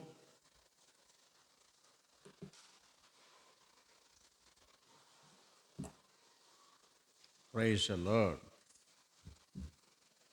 Hallelujah. எல்லாரும் ஜெபிக்கலாம். ஜெபம் என்று சொன்னால் முழங்கால் போட்டு ஜெபிக்கிறது தானே. எவ்வளோ நேரம் ஆண்டு வார்த்தையை கேட்டோம். கர்த்தருடைய ஆவியான உங்களோட இடைப்பட்டு பேசியிருக்கிறார். இப்போ நீங்கள் என்ன திறமை செய்யணும்? நான் ஜெபம் பண்ணுறதில்ல, நீங்கள் ஜெபிக்கணும். இப்போ என்னதுக்கு? இந்த வாக்கு தத்தம், இந்த வார்த்தை உங்கள் வாழ்க்கையில், உன்னுடைய வாழ்க்கையில் நிறைவேறணுமா, பலிக்க வேண்டும் என்று சொன்னால் நீங்கள் இப்போ ஜெபிக்கணும். நேபுகாத்நேச்சார் ஜெபிச்சது போல் என் புத்தி எனக்கு இப்போ தான் வந்தது என்று சொல்லி ஜெபிச்சார் பாருங்க. யோபு என்ன செய்தார்? தன் சிநேகிதருக்காக வேண்டுதல் செய்தனால அவன் முன்னிலைமை பார்க்கணும், பின்னிலைமை ஆசீர்வதிக்கப்பட்டதை நம்ம பார்க்குறோம். அப்போ எல்லா இடத்துலையுமே ஜெபந்தான் வாழ்க்கையை மாற்றுகிறது. நீங்கள் இப்போ ஜெபிச்சிங்கன்னா உன் வாழ்க்கை மாறும், உன் சூழ்நிலைகள் மாறும், உன் நிலைமைகள் மாறும். கர்த்தர் உன்னுடைய தலையை உயர்த்துவார். உன் தலையை உயர்த்தி உன்னை மறுபடியும் உன் நிலையிலே ஆண்டவர் நிறுத்துவார். நீங்கள் வாயை திறந்து என்ன சொல்லி ஜெபிக்கிறதுக்கு ஆண்டவர் பார்த்து கொண்டிருக்கிறார். நீங்கள் தான் ஜெபிக்கணும். Hallelujah, hallelujah, praise the lord, praise the lord, hallelujah, hallelujah. தாவீதுடைய வாழ்க்கையிலே நான் பார்க்கிறோம், ஆண்டவர் திரும்பவும் அவனை ராஜாவாக கொண்டு வந்து நிறுத்துகிறார். அவன் கடந்து வந்த பாதையை பாருங்கள். பெற்ற மகன் மூலமாக, பெற்ற பிள்ளையின் மூலமாக அவனுக்கு ஏற்பட்ட ஒரு பெரிய அவமானம், இழிவு. ஆனால் எல்லாவற்றையும் கடந்து போனான், சகித்து போனான், பொறுத்து போனான், அமைதியாக இருந்தான், தாழ்மையாக இருந்தான், கர்த்தருக்கு பயந்து இருந்தான். கர்த்தர் அவன் நிலைமையை மாற பண்ணினார். கர்த்தர் அவன் நிலைமையை மாற பண்ணினார். மீண்டுமாக அவன் தலையை உயர்த்தினார். அதே போல் கர்த்தர் உங்களுக்கு செய்வார். Price the Lord. யோபுடைய வாழ்க்கையில் ஒரு பாவம் அறியாத, ஒரு குற்றமும் ஒரு தப்பும் செய்யாத யோபுடைய வாழ்க்கையில் அவன் பட்ட பாடுகள் என்ன, அவன் குடும்பம், அவனுடைய பிள்ளைகள், வேலைக்காரர்கள் எல்லாரும் அவனை வெறுத்து ஒதுக்கி தள்ளினாலும் கூட அவன் சொல்கிறான், என் மீட்பர் என் உயிரோடு இருக்கிறார், அவரை என்னுடைய கண்கள் பார்க்கும் என்று யோபு சொல்கிறதை பார்க்கிறோம். அவரின் மேல் நான் வாஞ்சியாக இருக்கிறேன்னு சொல்கிறாரு. ஆண்டவர் குறை சொல்லவே இல்லை. அப்படிப்பட்ட யோபுவை ஆண்டவர் முன்னிலைமையை பார்க்கலாம், பின்னிலைமையை ஆண்டவர் ஆசீர்வதித்து 2 மடங்காக அவனுக்கு தந்து எல்லாருடைய கண்களுக்கு முன்பாக மீண்டுமாக அவனுக்கு பெரிய மனுஷனாக உயர்த்தி இருக்கிறதை நாம் பார்த்தோம். 3ஆவதாக நேபுகாத்நேச்சார் தன்னுடைய பெருமையினால, ஆணவத்தினால, அகந்தையினால, சொன்ன ஒரு வார்த்தையினால அப்படி ராஜ்யபாரத்தை விட்டு அவன் தள்ளப்பட்டு போனான். ஆனால் அப்புறம் தான் அவனுக்கு புத்தி வந்தது. அதை உணர்ந்தான், ஒத்துக்கொண்டான், ஒப்பு கொடுத்தான், அறிக்கையிட்டான், ஜெபித்தான். கர்த்தர் வாழ்க்கையை மாற்றிட்டார். இன்றைக்கு நீங்கள் எந்த இடத்துல இருக்கீங்க, எந்த நிலையில் இருக்கிறீங்க, கர்த்தர் சொல்கிறார், நீ ஆதியிலே கொண்டிருந்த அன்பை விட்டாய் என்று, உன் மேலே எனக்கு ஒரு குறை இருக்குது என்று ஆண்டவர் சொல்கிறார். எந்த நிலையில் நீங்கள் விழுந்திருக்கீங்க என்பதை அறிந்து மீண்டுமாக அந்த கிரியைகளை செய்யுங்க. கர்த்தருக்காக ஜீவிங்க, கர்த்தருக்காக ஊழியம் செய்யுங்க, கர்த்தருக்காக ஜெபிங்க, கர்த்தருக்கு உண்மையாக இருங்க, கர்த்தருக்கு பயந்துருங்க, கர்த்தருக்கு பிரியமாக இருங்க. உன் நிலைமையை கர்த்தர் மாற்றுவார், மாற்ற பண்ணுவார், மாற பண்ணுவார். ஒரு மாற்றத்தை ஆண்டவர் இந்த மாதத்தில் செய்ய தான் போகிறார். ஹல்லேலூயா, ஹல்லேலூயா, ஹல்லேலூயா. உன் தலையை உயர்த்தி உன்னை மறுபடியுமாக உன் நிலையிலே ஆண்டவர் நிறுத்துவார் என்று கர்த்தர் சொல்கிறார். Price the lord, hallelujah, praise the Lord. இந்த வார்த்தையை, இந்த வசனத்தை ஏற்றுக்கொண்டிருக்கிற தேவ பிள்ளையை கர்த்தர் வாழ்க்கையில் ஒரு பெரிய காரியத்தை செய்ய போகிறார். Price the lord, hallelujah. Online மூலமாகவும் இந்த வார்த்தையை, வாக்குத்தத்த வசனத்தை எங்கு தூரத்திலிருந்து கேட்டுக்கொண்டிருக்க தேவ பிள்ளைகள் யாராக இருந்தாலும் சரி, கர்த்தர் உனக்கும் உன்னோடும் உன்னுடைய வாழ்க்கையில் உன் குடும்பத்திலையும் ஒரு மாறுதலை, மாற்றத்தை செய்ய விரும்புகிறார். ஹல்லேலூயா. உன்னை தாழ்த்தி உன்னை ஒப்பு கொடுக்கும் பொழுது, இந்த வார்த்தை கேட்பதனால அல்ல, இந்த வசனத்தை கேட்டதனால உன் வாழ்க்கை மாறிடாது. அதற்கு ஒரு மனசை ஒப்பு கொடுக்கும் பொழுது, உன்னை விட்டு கொடுக்கும் பொழுது, உன்னை தாழ்த்தும் போது, அர்ப்பணிக்கும் போது கர்த்தர் வாழ்க்கையில் அற்புதத்தை செய்ய போகிறார். ஹல்லேலூயா. கர்த்தர் உன் தலையை உயர்த்த போகிறார். ஹல்லேலூயா, ஹல்லேலூயா. கர்த்தர் உன் தலையை உயர்த்த போகிறார். உன் குடும்பத்தின் நிலைமையை உயர்த்த போகிறார். உன்னுடைய வசதி வாய்ப்புகளை உயர்த்த போகிறார். உன்னுடைய தொழிலிலே, உன்னுடைய வியாபாரத்திலே ஆண்டவர் உன்னை திரும்பமாக உன்னை உயர்த்தி உன்னை ஆசீர்வதிப்பார் என்று கர்த்தர் சொல்கிறார். ஆமென், ஹல்லேலூயா. மறுபடியும் உன்னை அந்த நிலையிலே கொண்டு வந்து நிறுத்துவார் என்று கர்த்தர் சொல்கிறார். ஆமென். ஹர்ரபர ஷகலதுரா கரபர லிபாலதாரடி சந்தனமலாதிரா கரபரபர. ஹல்லேலூயா. நீங்கள் சொல்லி ஜெபிக்கிற, நான் உங்களுக்கு எடுத்து கொடுத்துட்டேன் பாயிண்ட். நான் சொன்னதெல்லாம் உங்கள் வாயை திறந்து இப்போ நீங்கள் சொல்லி ஜெபிச்சிங்கன்னா இன்றைக்கே இந்த வார்த்தை, வாக்குத்தத்தம் உங்கள் வாழ்க்கையில் பலிக்க தொடங்கிவிடும். இந்த மாதத்திலே நீங்கள் அதை பார்ப்பீர்கள். கர்த்தர் உங்களுக்கு செய்ய போகிறார். நீங்கள் வாயை திறந்து சொல்லணும். நீங்கள் வெறும் ஸ்தோத்திரம் சொன்னால் நடந்துடாது. நீங்கள் வெறும் சோத்திரம் சோத்திரம் சோத்திரம் சொல்லிட்டு இருக்காதீங்க. உங்களை வாயை திறந்து ஒப்பு கொடுத்து, நான் சொல்லி எடுத்து கொடுத்த வார்த்தைகளை சொல்லி நீங்கள் ஒப்பு கொடுத்து நீங்கள் ஜெபிக்கணும். தாவீதை போல, பிரைஸ் தி லார்ட், யோபுவை போல, நேபுகாத்நேச்சாரை போல நீங்கள் ஜெபிக்கணும். உங்களை தாழ்த்தி நீங்கள் ஜெபிக்கும் போது கர்த்தர் பெரிய காரியத்தை செய்ய போகிறார். ஹல்லேலூயா, ஹல்லேலூயா, பிரைஸ் தி லார்ட். இந்த வார்த்தைக்கு, இந்த வாக்கு தத்துவம் எனக்கு என் வாழ்க்கையில், என் குடும்பத்தில் இது நடக்கணும், இது நிறைவேறணும், இந்த மாற்றம் எனக்கு வேண்டும் என்று விருப்பமுள்ளவர்கள் உங்கள் வலது கையை ஆண்டவருக்கு நேராக மேலே உயர்த்தி சொல்லுங்க. ஆண்டவரே, என்னை மாற்றுங்க, என் வாழ்க்கையை மாற்றுங்க, என் குடும்பத்தை மாற்றுங்க. ஒரு மாறுதல் எனக்கு வேண்டும் ஆண்டவரே. என் நிலைமை மாறணும், என் சூழ்நிலைகள் மாறணும், நான் உயரணும், நான் உயர்த்தப்படணும், நான் இழந்ததெல்லாம் நான் திரும்ப பெற்றுக்கொள்ளணும், என்னை விட்டு, என் கையை விட்டு போனதெல்லாம் எனக்கு திரும்ப கிடைக்கணும். ஆண்டவர், என் தலையை ஆண்டவர் நீ உயர்த்தணும். இன்றைக்கு நான் தலைக்குனிவாக இருக்கிறேன். என்னுடைய பொருளாதார நிலைமைகள், என்னுடைய ஆஸ்திகள், என்னுடைய உறவுகள், சொந்தங்கள், பந்தங்கள் மத்தியிலே நான் ஒரு தலைக்குனிவாக இருக்கிறேன். என் நிலைமை மாறினா ஐயா, இந்த வார்த்தையின்படி என்னை தலையை உயர்த்துங்கப்பா, என் குடும்பத்தை எடுத்து நிறுத்து கட்டுங்கப்பா என்று சொல்லுங்க. கர்த்தர் அப்படியே செய்ய போகிறார். அன்பின் பிதாவே, நாங்கள் உம்மை ஸ்தோத்திரிக்கிறோம். இன்றைக்கு உம்மை நோக்கி ஆண்டவரே தங்களுடைய வலது கரத்தை உமக்கு நேராக உயர்த்தி ஆண்டவரே ஒப்பு கொடுத்து ஜெபித்து கொண்டிருக்கிற உடைய பிள்ளைகளை கண்ணோக்கி பாருங்க இருப்பா. அவருடைய குடும்பத்தை பாருங்க, அவருடைய பிள்ளைகளை பாருங்க, அவர் செய்கிற தொழிலை பாருங்க, அவருடைய வியாபாரத்தை பாருங்க, அவருடைய வேலையை பாருங்க, அவருடைய உத்தியோகத்தை பாருங்க, அவருடைய விவசாயத்தை பாருங்க. அவர் என்ன காரியங்களிலே உடைந்து போய் நொறுங்கி போய் ஆண்டவரே தாழ்ந்து போயிருந்தாலும் அவருடைய நிலைமையை கர்த்தர் மாற்றுவீராக. மீண்டுமாக அவருடைய தலையை நீ உயர்ந்து நிமிர்ந்து நிற்கும்படி செய்வீராக. மீண்டுமாக அவர்களை நீர் அந்த பதவியிலே, அந்த உயர்ந்த இடத்திலே, உயர்ந்த ஸ்தானத்திலே நீர் அவளை தூக்கி நிறுத்துவீராக. அவளை உட்கார செய்வீராக. தாவீதை மீண்டுமாக ராஜாவாக உட்கார வைத்து அழகு பார்த்தவர் அல்லவா?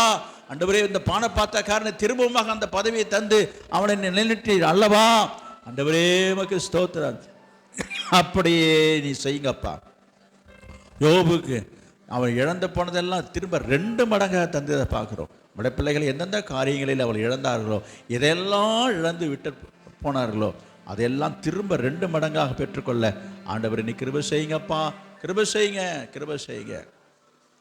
ஆணவம், அகம்பாவம், அகந்தை, இருமாப்பு, பெருமை, மேட்டிமையான எண்ணங்கள் அவருடைய இருதயத்தை விட்டு நீங்கி போவதாக. நேபுகாத் நேசாரை போல ஆண்டவரே உங்களுடைய சமூகத்தில் தாழ்த்தி தாழ்மையாக இருக்க நல்ல புத்தியை தாங்கப்பா. நல்ல புத்தியை தாங்க. ஒவ்வொருக்கும் அந்த புத்தியை தாங்க. தாழ்மையாக நடக்க உதவி செய்யுங்கப்பா. உங்களுடைய கரத்தில் அடங்கியிருக்க உதவி செய்யுங்க. கீழ்ப்படிஞ்சிருக்க உதவி செய்யுங்கப்பா. எல்லாம் என்னால் உண்டானது, இது என்னால் தான் நடந்தது என்று சொல்லாமலும் நினைக்காமலும் எல்லாம் கர்த்தர் செய்தார். எல்லாம் கர்த்தருடையது, இது கர்த்தர் தான் கொடுத்தார், கர்த்தரே செய்தார் என்று உம்மை உயர்த்த, உம்மை மகிமைப்படுத்த, உம்மை கனப்படுத்த, உம்மை புகழ்ந்து பேச அவருடைய இருதயத்தை நீர் மாற்றுவீராக, ஆசீர்வதிப்பீராக. இயேசுவின் நாமத்தில் ஜெபிக்கிறோம் பிதாவே, ஆமென். ஆத்துமாவே கர்த்தரை ஸ்தோத்திரி, என் முழுவதுமே அவருடைய பரிசுத்த நாமத்தை ஸ்தோத்திரி. என் ஆத்துமாவே கர்த்தரை ஸ்தோத்திரி, கர்த்தர் செய்த சகல உபகாரங்களையும் மறவாதே. ஆமென். நம்முடைய கர்த்தராகிய இயேசு கிறிஸ்துவின் கிருபையும் பிதாவாகிய தேவனுடைய அன்பும் பரிசுத்த ஆவியானுடைய அந்யோன்ய ஐக்கியம் இப்பொழுதும் எப்போதும் சதா காலங்களிலும் நம் அனைவரோடும் சகல பரிசுத்தவான் கூட தங்கி இருப்பதாக. ஆமென், ஆமென். Praise the lord. கர்த்தர் உங்களோடு இருப்பாராக. கர்த்தர் உங்கள் அனைவரையும் ஆசீர்வதிப்பாராக.